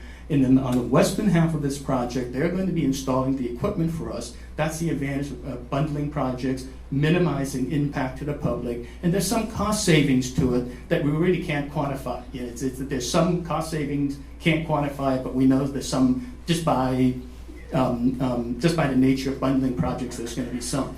And so we're going to be implementing the project on the right side of the map Both of them are going to be integrated together as a software integration. The algorithm is going to tie them together to make it a complete project. And again, we take advantage of being able to work with another agency that's cooperating with us very well. So that's the first point I want to make. And you're going to see that again, like I said, with a number of adaptive signal control projects. The second part of it is that what you notice is that there's a slight increase in the price of this project from where we were last year. There's a small increase, and what that really reflects is that it's I think Chair Hooper alluded to a little bit earlier, is like in terms of some of the changing construction conditions and its changing construction environment. Prices are going up. I want to give everyone a heads up about that. It's like the pandemic, I think, has caused prices of certain items to increase. Yeah, I'm sure you guys have all heard about the shortage of chips and high technology components. Prices of some of that's going up. Delivery time of a lot of that, some of the equipment has been extended because of the shortages of manpower and materials and supply chain issues and so forth. So we're facing some of that. I don't want to overstate that, because we believe that the prices that we have here, with the minor adjustments that we have made, are pretty good. I think we still have the capability to live off some of the existing contracts that we have bid and put in place a couple of years ago. So we're gonna be okay with that. Going forward in the next couple of years, we're really going to have to see how the market conditions is going to go. So that's the Broward project. Honey, I think you got a mislabeling on the I-95. Yeah. SR9. I'm sorry? The road that's shown there, which is I-95. Yeah, that's I-95. Right. Yeah. The label there says SR9. Yeah, it's a state road 9, federal highway I-95.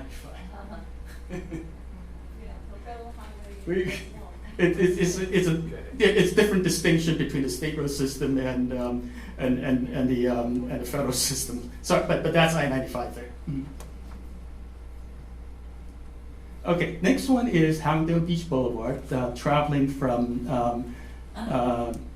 State Road 7 to A1A. There's no change to either the construction schedule or the budget. University Drive adaptive signals. Again, this is another project that we'll be constructing in conjunction with FDOT, because they're also planning on making some improvements on the university corridor, which I'm sure everyone knows is a very busy corridor, especially in the vicinity of I-95. There's an increase in cost associated with that, both from the standpoint of just the cost increase in prices, like I mentioned earlier, but then also there's an interesting thing here is that earlier I mentioned when we talked about the adaptive signal control study, and that the fact that the study itself, when they went through some of our equipment, identified certain elements that should be included that would make the system work a little bit better. There's a couple of additional cameras that were added as part of that to make the system function a little better. Increases in prices resulted in that cost increase that you see there. Hillsborough Boulevard, Deer Creek Boulevard to A1A. Now, in this situation in here, as we work in conjunction with FDOT, like I mentioned, we make sure our project schedules jive together. In some cases, we have pushed the project back a year or so in order to coincide with the schedule. In some cases, we want to move ahead a year or so to coincide with the schedule. This is one of those situations where we moved ahead. We're recommending that we move ahead, matches FDOT schedule, so that we can take advantage of the two agencies' synergy of working together. And this is another situation here that's very interesting, is that originally when we planned the project out, we had originally planned to end it like right around in the trail, which is like right in this area here. Our consultant study, when they took a look at the limits of the corridor, recommended that we actually extend the corridor 2 intersections down, further down to Deer Creek Boulevard, because there's a couple shopping centers there that have variable traffic conditions that would really make the whole corridor works a little bit better, is that we by extending those 2 intersections. So there's some increase in scope, make the corridor work better based on a consultant recommendation, and that resulted in some of the additional prices that's associated with it. Commercial Boulevard, Rock Island Road to State Road 7, no change in current plans, and then also again, this is a project that we're going to be working with FDOT on it. This is a segment of a state road also. Southeast 17th Street, again, working with FDOT, no change in the schedule, and there is a little bit of cost increase just based on the pricing, the market conditions that we discussed earlier.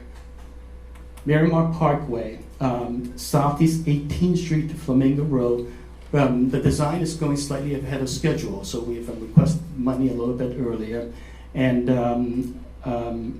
in this situation here, once again, there's an additional there's a change in the scope of it, an additional change in scope that the project originally envisioned. Our consultant recommended that we move one signal over, tied it into Flamingo Road, and then that makes the operations of Flamingo Road work a lot better in conjunction with the entire corridor. So that's an increase in scope to extend into Flamingo Road. Sample Road Adaptive Project. It's once again, this is working in conjunction with DOT. Again, a recommendation to extend the project east from Dixie Highway all the way to US 1, just because of the congested traffic condition along US 1. So this is the north-south version of it, a little bit further down on US 1. It travels from Pembroke Road all the way down to all the way up to Broward Boulevard. There's we schedule adjusted to work together with FDOT, and there's no change in the plans for the costing. So that was a brief description of our adaptive signal control projects. The next one we're getting into is our bike lane project. We have one bike lane project, and the bike lane project is usually we add bike lanes to where there's none. And we also do it in conjunction with road resurfacing and some of the drainage work, not so much the drainage, but definitely the road resurfacing work, so that we can do both of them at the same time, minimize impact to the public and so forth. So this is a request for construction dollars for the Pembroke Road project. No change in the schedule or the costs. Commercial Boulevard. This is an interesting project. It runs from. This is a bike lane that runs from Hiatus Road to Knob Hill Road. And we had actually planned to implement this project a little bit later in our original plan. But this area recently suffered some flooding issues. There's some sidewalk improvements that needs to be done. The gas tax is actually funding the drainage improvements, and it's actually funding the sidewalk improvement project. But because the gas tax is funding that and the work is being done right along in the same area, what we wanted to do is to move this project up a little bit earlier than we originally anticipated, to take advantage of the fact that these projects are going on at the same time.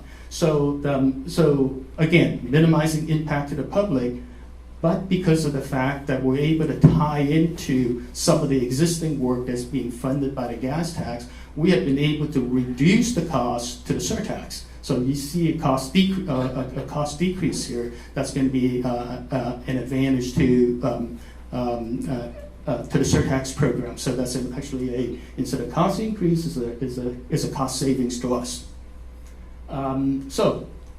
The next group of projects that I want to talk about and just to present is our fiber projects. We talked about them briefly earlier, our approach and importance of us going out ahead with these fiber projects, and because they become and the strategy and our strategy with building a fiber network is that we're not in the business of building fiber at every single road in the county. What we wanted to do was that we wanted to build a backbone system that centers mainly along some of the main roads throughout the county, work together again with FDOT because they also install fiber in some of the state roads.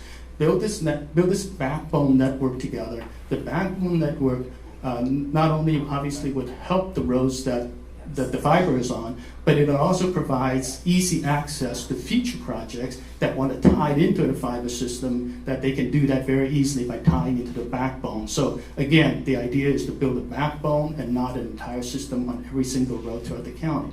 Yeah, please. So does this fiber, can businesses tie into this fiber? Yeah, I'm sorry, Chair, could you repeat that question? Is purely for transportation, or can businesses along the corridor tie into it? Okay, it's for the Surtax projects, the funding for the Surtax project can only be used for transportation purposes. Okay, but we're also open to the idea that if there's a city, as an example, that want to work together with us, that they can pay for their portion of it at the same time that we're doing the construction, so that it minimizes their costs. We're open to it. It's just that they have to fund that portion of it themselves because our funding is solely limited to transportation purposes. Mr. Chairman. Yes, sir.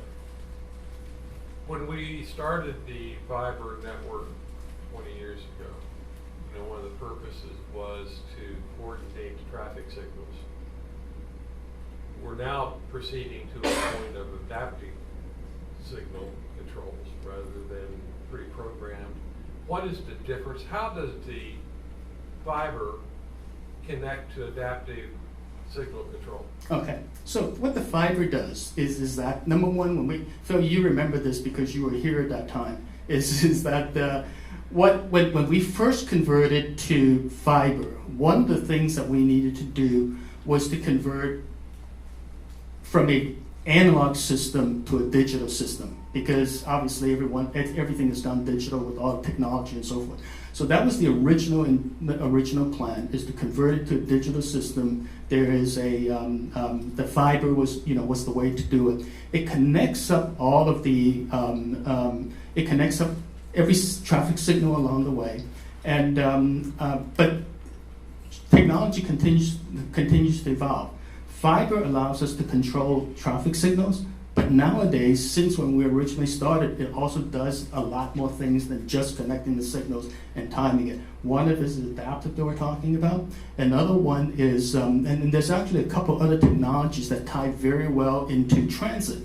The transit signal priority, getting a system in place that helps transit buses that when they're behind schedule, to allow them to catch up by changing the signal timing of it, transit signal priority. So those type of technology can get overlaid onto and implement onto the fiber system. So now the fiber system is the advantages, does a lot more things than when we originally first got started. And then I think as technology continues to evolve, that some of these newer technology, anything that relies on high communication needs, high volume, high speed communication needs, all of those things can now start to place on this backbone that we have. So it does a lot more than it originally intended.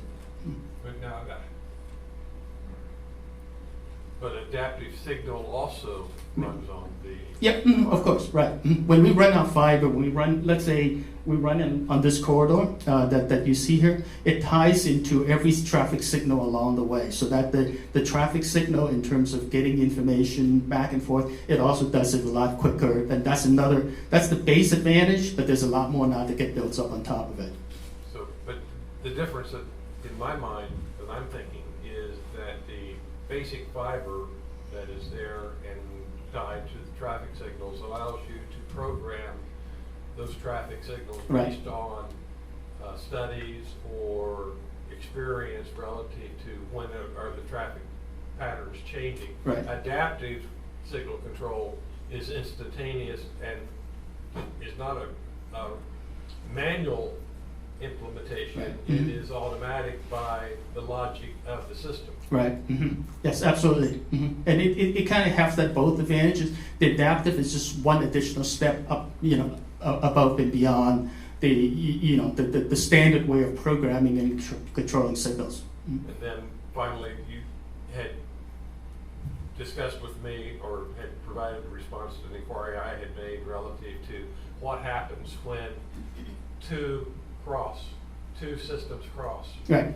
Okay. So that the question has been raised is that Mr. Allen raised is that when we have an adaptive signal system that, let's say, a corridor that runs east and west, if we have a adaptive signal control system that runs north-south, they intersect at a certain point. So how do they work that out in terms of in terms of dealing with each other? The way that the algorithm, there's the different ways, different algorithms do different things. But the gist of it is that they take the interconnection point as a starting point. So wherever these two, let's say, adaptive signal corridors meet, they take that at a certain point, and they do their calculations both ways. And they continue to do those calculations so that they match the two corridors, the traffic signal timing of both corridors, so that they essentially operate not as independent corridors, but as a system of intersecting with an intersecting node. So that's the starting point where they intersect, and they work from there, and that's how they communicate with each other. So the system that we're deploying for adaptive signal control is perfectly capable of handling that type of analysis and that type of deployment. So let me move on. Is that when you see an adaptive signal project that's laid out this way, I just want to point out that the fiber doesn't end on each side. on all of these projects, they tied into existing fibers on each end. So that's how we get them to tie and connect to each other. It doesn't show up that way, but I just want to make clear that these are not independent, standalone projects that don't connect to anything. They actually connect to existing fiber lines that we already have. Okay. Miramar Parkway from 184th Street to University Avenue, slightly ahead of schedule on the design. And there's also a slight cost savings, nothing to brag about, but just a slight cost savings in terms of the project. Coconut Creek Parkway from State Road 7 to I-95, again connecting to existing fibers that are in place on either end of it, and there's no change to both the schedule and the cost. Hillsborough Boulevard, the fiber project, and I kind of want to highlight this project just a little bit, and this is another good example of how we're able to work together with FDOT. Originally, when the project was conceived, it was to install the fiber line on Hillsborough Boulevard, which is the top line right here. And by working with FDOT on a project that they have in the area for essentially the same price, the same cost that we originally anticipated, we've been able to add all the other interconnecting red lines into part of the project. So we've been able to expand the scope for the same cost. Again, the benefits of working with our good partner FDOT on this. Northwest 31st Avenue, no change in cost and schedule, running from Broward to Commercial. Cypress Creek Road, State Road 7 to Dixie Highway, no change in the cost of the schedule. And Wiles Road, similar situation, again connecting to existing fibers on both sides. Okay, so the next group of projects that we're going to talk about is our intersection improvement projects. We saw a very nice presentation earlier in the day about the benefits of the intersection improvement project, relieving some bottleneck, improving some safety conditions. So I don't want to spend too much more time explaining that. This is Hiatus Road at the New River Greenway. This project is going to make improvements by installing a controlled signalized crossing here to improve the safety of this crossing. The next project is State Road 7, not State Road 7, State Road 84 and Federal Highway out in the east side of town. What we're doing in this intersection here is, I don't know if anyone is familiar with this intersection. I see a couple of heads nodded here. And I don't know why it was done that way, but originally when the intersection was constructed, the way it was constructed, it didn't allow both the eastbound and the westbound left turns to occur at the same time. I think everyone probably noticed that in most of our intersections, the left turn and the right turn occur at the same time. The configuration, the geometry of the way that this intersection was built didn't allow that. So what happens with that is that we essentially have to let one go first before the other one goes, and the result of it is that it just takes more time, and so traffic builds up. And so what we're going to be doing is actually we're going to be reconfiguring that intersection. We're going to rework some of the medians and some of the lane widths and that type of thing, so that it, did I skip ahead too far?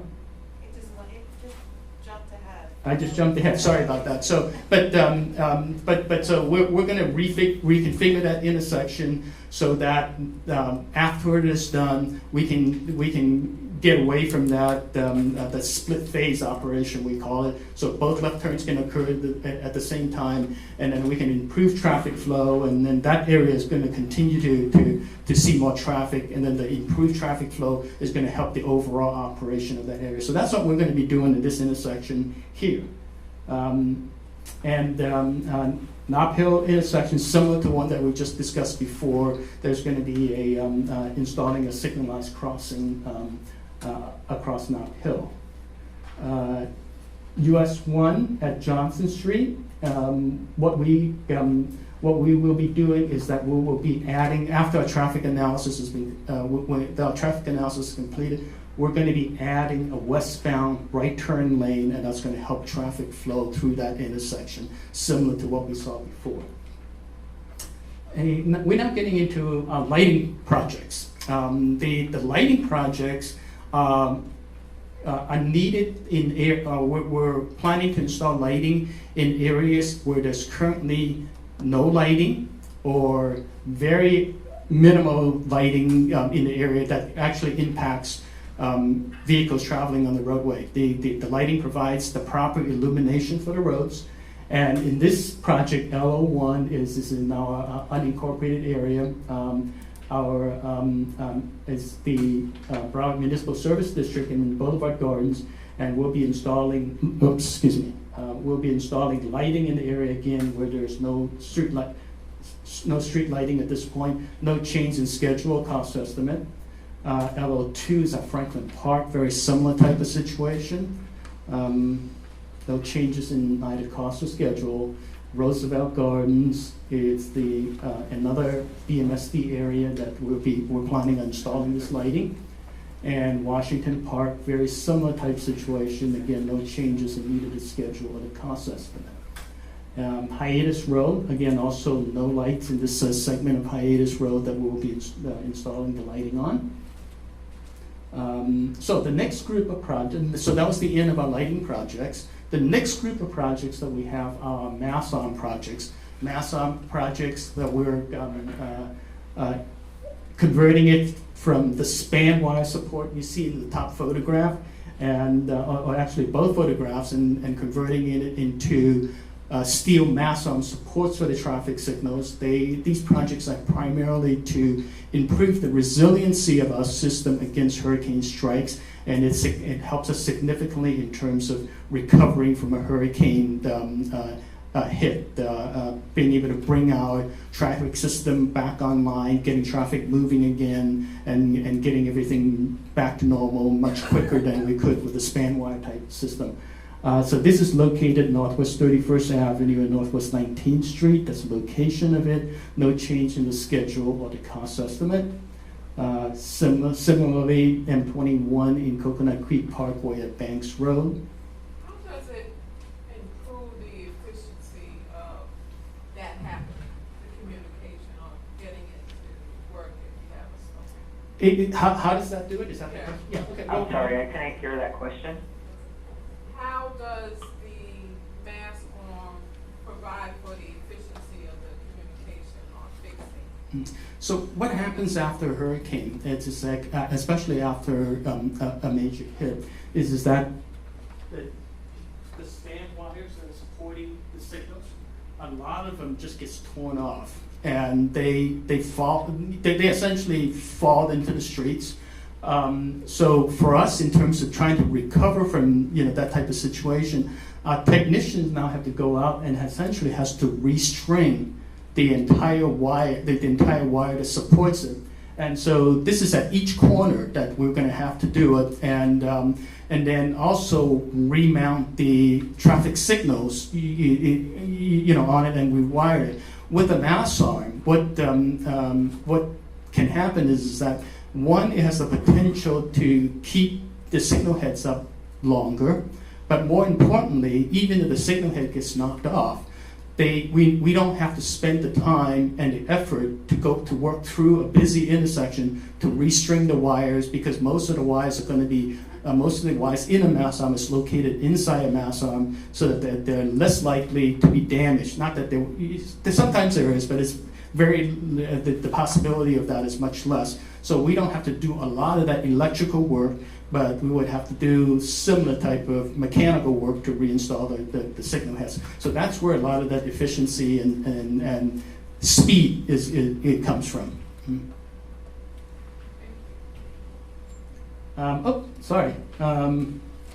The important project, Pine Island Road expansion. This is a road capacity expansion project. We actually don't have many of them throughout the county, throughout our Surtax program. The primary reason for that is that we are only in position to install road expansion projects when the road capacity is at a level of service F, which is failing, or very close to it. But more importantly, we have to have room to do it. And as all of us know, that there's not a whole lot of room to expand roads throughout the county. Where there's opportunities to do it, we take it. So this is an opportunity that we can do it on a road that's close to level service F, going from Nova Drive down to Griffin Road. There's no change in cost in the schedule, but what we're actually doing is that instead of asking for all of our construction money up front for next year, we're actually asking for a smaller pot this coming year and leaving the larger part until later. And the reason for that is that on a large project like this, we can start on some of the construction work up front, like tree removals and so forth. This area also has archaeological artifacts that we have found before. So what we want to do is we want to do all of the archaeological survey and all the archaeological remediation, and if it's necessary, we want to do that all up front so that we don't get our road contractor mixed up in that and results in delays and so forth in the project. So no change in cost, but we've actually moved the project out, the costing requests out, divided into two parts, and it also helps the overall Surtax program in terms of cash flow and so forth. So this is our bridge project. We had a brief discussion about bridges earlier, so I'm not going to reiterate that. But what I do want to point out is that this bridge is always part of our original program. So we have identified it to be constructed much later in the program, but however, it was one of those bridges that was identified by FDOT in a recent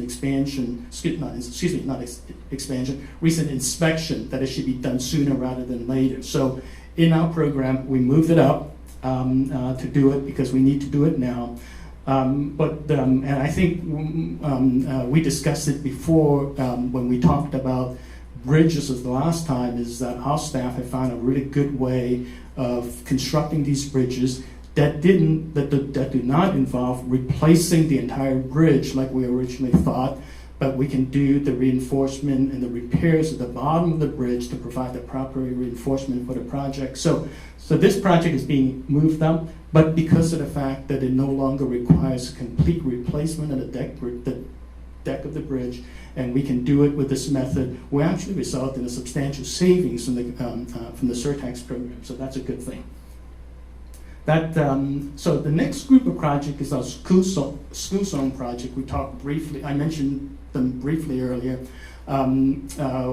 Just a quick reminder, we work off a list of schools that we developed in conjunction with the school board, and also requests that have come in over the year, and then we built up a list and we go through and identify what, if any, needs to be done. These projects tend to be small. The cost of them are not that great, And the best way to do them is to work them together as a group rather than individually. And so we identified these are the next schools that are up for on the list that we've got. And similar to what we talked about earlier in the morning is that when we go through it, when we go through the detailed evaluation, do a study or so, some of the schools may not need some improvements. Some of them do, and some of them need more than others. It's kind of really depends on what we get into the evaluation when we collect the actual pedestrian walking data and that type of thing. That's when we'll really know what type of improvements are. So this is these projects need to be treated as a group, and these are the average and total cost. And this is I think I skipped ahead. I'm not sure why I was doing that. But these are the construction projects for school zones, similar type of situation as I had discussed earlier. Tony, So, if I may, yeah. can you go back one slide? Sure, please. Ms. Love, that's a mast arm, if you weren't sure what they look like. Yeah, I know. Oh, what they- okay. Oh, okay. So the metal arm that doesn't have the wires, and then those don't fall like the wires during the. Thank you. I have a question to go back on the bridge repair. The bridge?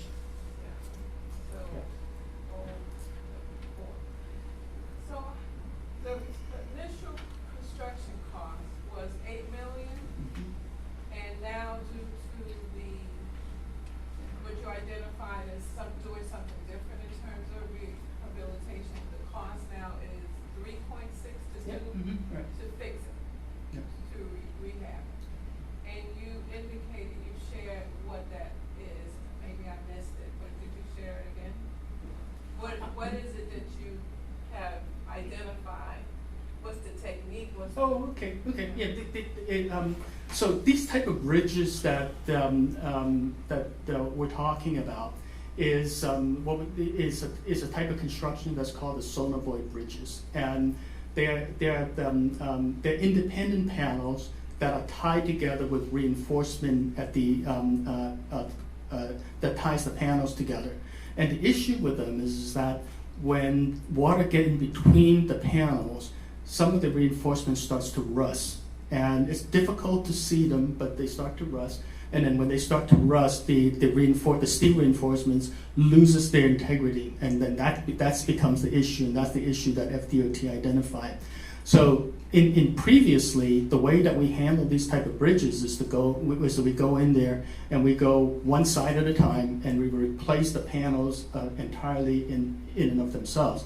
But when we do that, we obviously interrupt traffic quite a bit. It's also expensive to build and replace the entire decks by themselves. So our folks, and it's actually a kudos to some of our folks that's actually sitting in this room here, Mr. Tan sitting in the corner there, is that he and his staff has identified that the way to, instead of just replacing the deck, is to go on the bottom side of the bridge and install new reinforcement on the and cut appropriate grooves in the concrete, install new reinforcement like a reinforcement lattice at the bottom of it. So what that does is that it doesn't require traffic to be shut down completely like we would, and it also doesn't require the cost of completely replacing the deck. So we've tried it out on a couple bridges so far.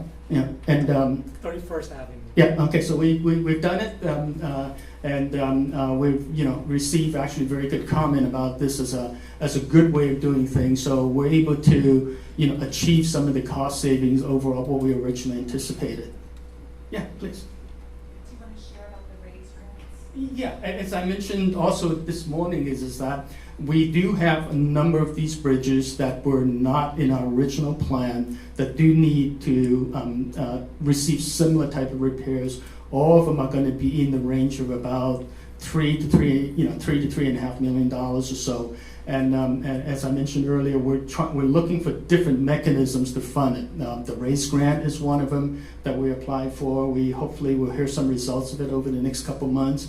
We're planning on applying for the DEO, Department of Economic Opportunity Grant, that will be available for application at the end of the year. So we're going to do that. But above and beyond those two, I think we're definitely going to continue to look for other ways to make up the cost, or trying to find not leverage, but partners that help us in terms of dealing with some of these issues.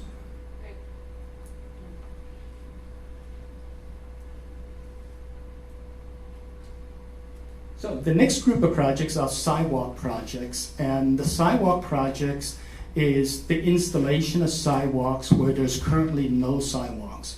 Is not to rehab areas where there's existing sidewalks. So this is just areas that have no sidewalks, and what the benefits of that is obviously the sidewalk itself, but as a major part of our sidewalk work, we also regrade the surrounding area, the swale areas, and that actually has a significant benefit of improving roadway drainage as part of this work. So, this is sidewalks in Boulevard Gardens, again in now an incorporated BMSD area. Those roads highlighted in green are the areas that currently do not have sidewalks. No change in schedules or the cost.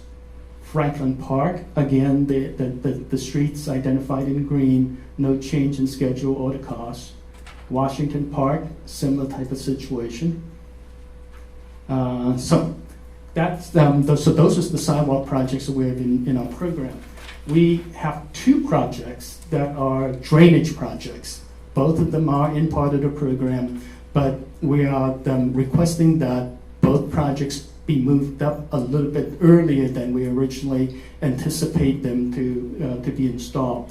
If you take a look at the Northeast 6th Avenue project, originally we were planning to implement this project in about 8 or 9 years or so.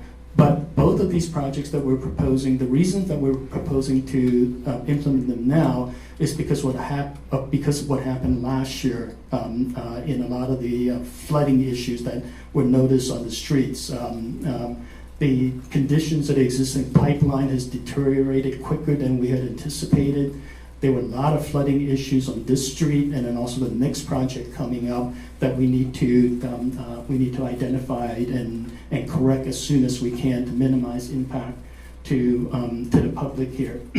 And there is there's a cost. As we go into it, we realize that the scope of the project is a little bit bigger than we originally anticipated. We originally anticipated that we're going to replace the pipelines as they are, same sizes and so forth. But because of the flooding conditions that we found, we actually think that we're pretty sure that however the drainage system has changed over the years, we actually need a little bit bigger pipes than what we had originally anticipated in order to accommodate the current drainage conditions. So it's just a little bit increase in terms of the cost of the design. The next project is 21st Avenue, similar type of situation as I mentioned from a flooding situation last year. And then we've also, because of what we observed, we've actually extended the project south from Oakland Park down to Sunrise Boulevard because of the flooding conditions we found there too. So, Mr. Chairman? Yeah. Tony, could you just go very quickly back to the sidewalk projects? Mm-hmm. Any particular one, Mr. Allen? Well, both of them really are indicative of, earlier in the meeting, at the beginning of the meeting, we talked about one of our objectives is to look at investments in underserved areas. Right. And these particular projects that are in unincorporated Broward are in fact underserved communities and serves to really beautify the area as addition to providing safe sidewalks. Yeah. So that's a very good point, and thank you for mentioning that. I apologize I didn't bring that up, but yes, that it absolutely does everything that you just mentioned.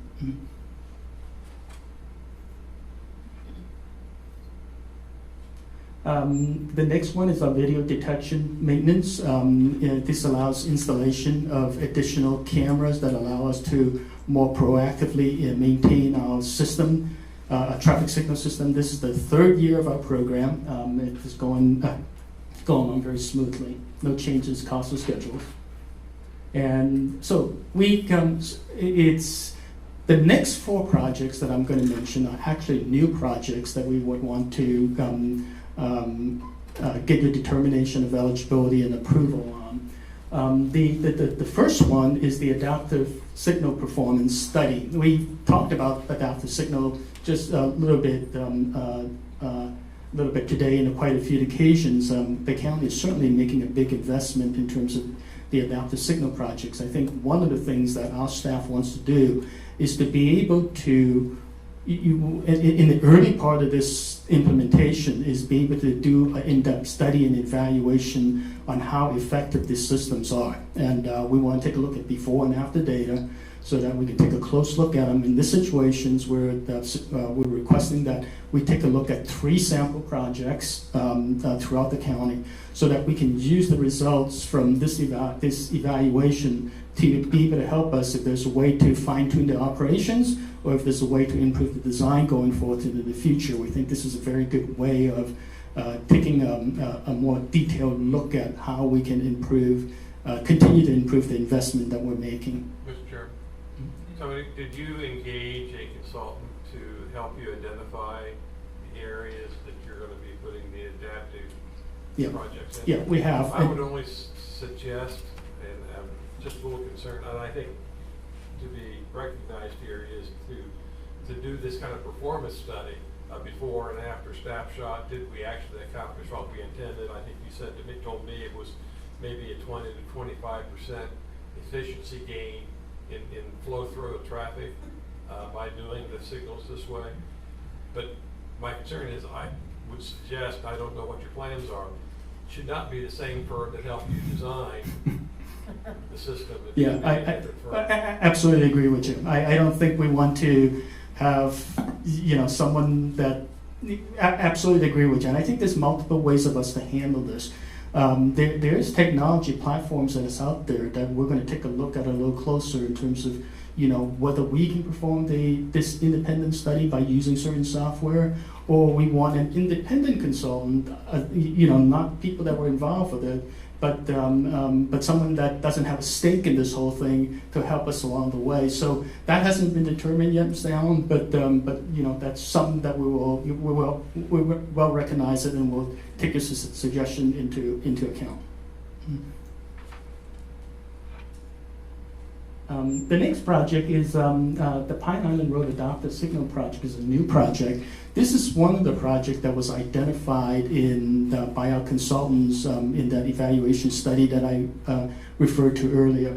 This is actually really coincide very well with what FDOT is doing. FDOT is conducting a 595 arterial connectivity study. They also identified this area, Pine Island Road, in the vicinity of I-95 as being one of the major congestion area. Our consultant also agreed that and recommended that this is a project that can benefit from the adaptive signal control technology. So we're recommending that this be implemented. This is the Pine Island Road, a fiber project, and it ties in together with the adaptive study that I just mentioned earlier. The county has fiber north of Broward, and so what this does is actually connects the rest of it, connects to the fiber project, and it also connects to the capacity project, improvement project that I mentioned earlier. So we're actually, they all tie together. We can do them all. We're planning on implementing them, or we're going to evaluate implementing them together so that we can, again, minimize to the public and achieve some of the benefits that that we can gain from that, the bundling of the projects together. The very last project, and thanks for bearing with me over here, is Riverside Drive Drainage Project. Now, many of you will recall that we have talked about Riverside Drive projects earlier. There's a couple projects that's currently ongoing right now. There's a sidewalk project on Riverside Drive from Royal Palm down to Atlantic. There's a sidewalk project that's going on. We also had a project to rework a lot of the swales in that area because there's a lot of flooding issues in that area. And then there's also a number of known drainage system repairs that we identified that we were also going to be doing, that we're also going to be making those repairs of. So all of that is going on at the same time right along Riverside Drive. And then as we're starting to do it, we got into a more detailed analysis of the system. We typically, in these type of situations, when we're planning to do repairs, we would put a camera into the underground pipeline so that we can see where the actual damages are and actual repairs are and that type of thing. And this is what we found. And the map is a little bit misleading, so I'm going to step away. I'm going to point to it here. Is that right in about this area? Into this area, right around in this area here, which is Ramplewood Drive to Northwest 16th Street. What we found is that the underground pipes in that area, instead of just being instead of just having some areas that we need to repair, a lot of them are actually crushed. And what you see are the photographs, both top and bottom, the top one indicating that the pipelines in a lot of the area have just been actually crushed over the years. And if you see the bottom photo, it's a little bit harder to tell, but some of the darker areas are actually breakages in the pipeline, and also the rusted areas that are just sort of beyond rehabbing, beyond repair. So that segment between Ramblewood Drive and Northeast 16th Street, that corrugated metal pipe, instead of just repairing them as they needed to, they actually need to be completely replaced. So this project is to request your approval for $1.1 million above and beyond what we originally anticipated in order to replace these crushed and damaged pipelines that we have identified through the video inspection that we conducted. Yeah, Mr. Chair.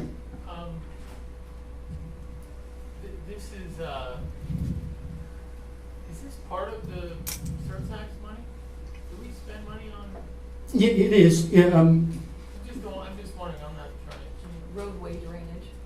Oh, it's roadway drainage. It's roadway drainage. Okay, and then is there any indication as to why the corrugated pipe crushed like that? Did they run something over it, or what happened? Yeah, it's hard to tell exactly, but a lot of that pipeline is located in the swale areas, so cars driving, into that area could be the reason for it. And that's probably the main reason for it, I would think, just because of the force and the impact. And I think what the issue with this is that all of our pipelines, they have a long useful life, and the corrugated metal pipes have a shorter useful life than concrete. But the main reason for it is that when they get rusted over the years, they get thinner, and so impacts on it is going to cost that a lot more. So don't know exactly, but the heavy force cars, whatever, driving over it probably is a main contributor to it. So are we replacing them with it says replace, what are we replacing them with? Concrete pipes. Mm. Thank you. Sure. Mm. So finally, we've gone through the slides. We got through them. Thank you. Just a real quick summary. There's some cost savings associated with some of the projects I mentioned. There's some cost increases. For FY22, the savings is more than the additional cost, and the new projects is $1.6 million. So from a budget standpoint, we're well within our budget to be able to accommodate those. The savings though was in one project, right? Say that again, please? Yeah, the savings came. A couple projects, but a big part of it was the bridge. Yeah. Yep. The big one is due to that gentleman in the corner over there. Did he get a bonus? Stand up, Alan. Can I just have a sandwich? I'll just take the sandwich.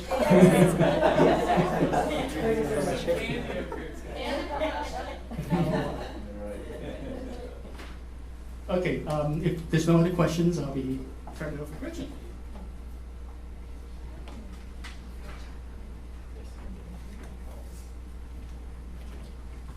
Okay, so we're almost there. We're just going to talk very briefly about the municipal capital projects that are in the FY22 recommended budget.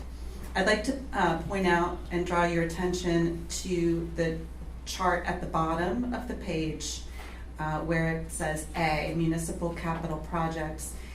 This is what's in the Broward County recommended budget for municipal capital projects. You'll see that it is almost $31 million, which is significantly above the minimum annual guarantee when you combine that with the community shuttle costs. The amount of projects that are actually programmed into fiscal year 2022 in the 5-year plan are just above $15 million. The difference between that $31 million and the $15.1 million will move forward. That balance carries forward as it has been, and it will allow us to be able, as Angela was pointing out in their discussion earlier, it allows us to be able to accommodate the increased construction costs that are getting pushed further and further out into our 5-year plan. Also, as we mentioned earlier, we did have 3 municipalities formally withdraw their projects from the program altogether. There were 2 from Southwest Ranches and then this one from Parkland. This Parkland construction project was expected to begin construction in 2022, and that freed up a sufficient amount of funds to be able to move a Pembroke Park project that you saw on June 11th that the MPO was actually recommending for the new 5th year in 2026. So because that is a construction project, it is ranked very high, we are going to recommend moving it into 22. Are there any questions? What was the nature of the Parkland project? What was the nature of the Parkland project? I don't remember. Bike lanes. Bike lanes. Yeah. Thanks, Lena. There are no increase in your supportive services areas, and that includes legal, the auditor, all of the MAP admin functions that we've talked about. The Office of Economic and Small Business Development is also rolled into that, although we are in fact separate, and the Program Management Office. We expect that there may be some needs depending on how many of these municipal capital projects actually do get to full execution for additional staffing or resources that would be coming to you later in fiscal year 2022 as part of a supplemental budget request. And they would come to you first. Any questions? Yes, sure. On that 117, those projects and your numbers, those are all part of what was the original 111, right? Yes. Okay, thank you. Yes, there are no new projects. No new projects. And actually, when you look at the 5-year plan tomorrow, and the municipal capital 5-year plan, you'll be able to kind of visually see how the projects are getting programmed in their exact ranked order. And so the initial phase was, if design was funded in FY20, then the construction, the funding for the construction would be allocated in a subsequent year. So it's just the next phase of the same ranked projects from FY20. What did you mention about Southwest Ranches? That Southwest Ranches had actually withdrawn 2 of their awarded projects. They received several capital projects in that first cycle in FY20. They weren't very high dollar value projects, but they did withdraw both of them formally from the program. So that's not in this? No, you will see that though in the 5-year plan. They weren't expected to require construction funding in fiscal year 2022, so their impacts are actually seen in outer years of the 5-year plan, which you'll see tomorrow. Any other questions? You just got 50 minutes back of your life, because Mr. Chair? All right. I guess that's it, right? We got till tomorrow. And we'll be starting about the same time. Mr. Chairman, we had a discussion earlier relative to some kind of transmittal letter to go along with this. Could we ask staff to draft up something for us for our consideration tomorrow? Talking about the discussion earlier about The delay in municipal projects and Okay. what we're gonna do about it. Yeah, I mean, if you guys can draft something up, or if you can think of a way to communicate it properly. Angela and I should probably have a conversation, but I've heard a lot of suggestions, not just the transmittal letter, but also adding this information to the award letters that will go out for the next cycle of projects in 2021. Maybe adding this as an item to an agenda at an MPO meeting would make sense, because that is where most municipal elected officials are receiving information. And then also, I think we may be able to do something from a red, yellow, green standpoint in the dashboard, if that's the will of the Oversight Board, moving forward. And I guess in response to your question, Ms. Lowe, I just looked. So yes, the Parkland project was bike lanes, and the two Southwest Ranches projects were drainage projects. One on Dykes Road and one on Southwest 61st Court. Oh, and wait, you forgot the one idea that Doug Kuhlman had about putting it into the sunset zone. Taking it out of the sunset, full page. Okay.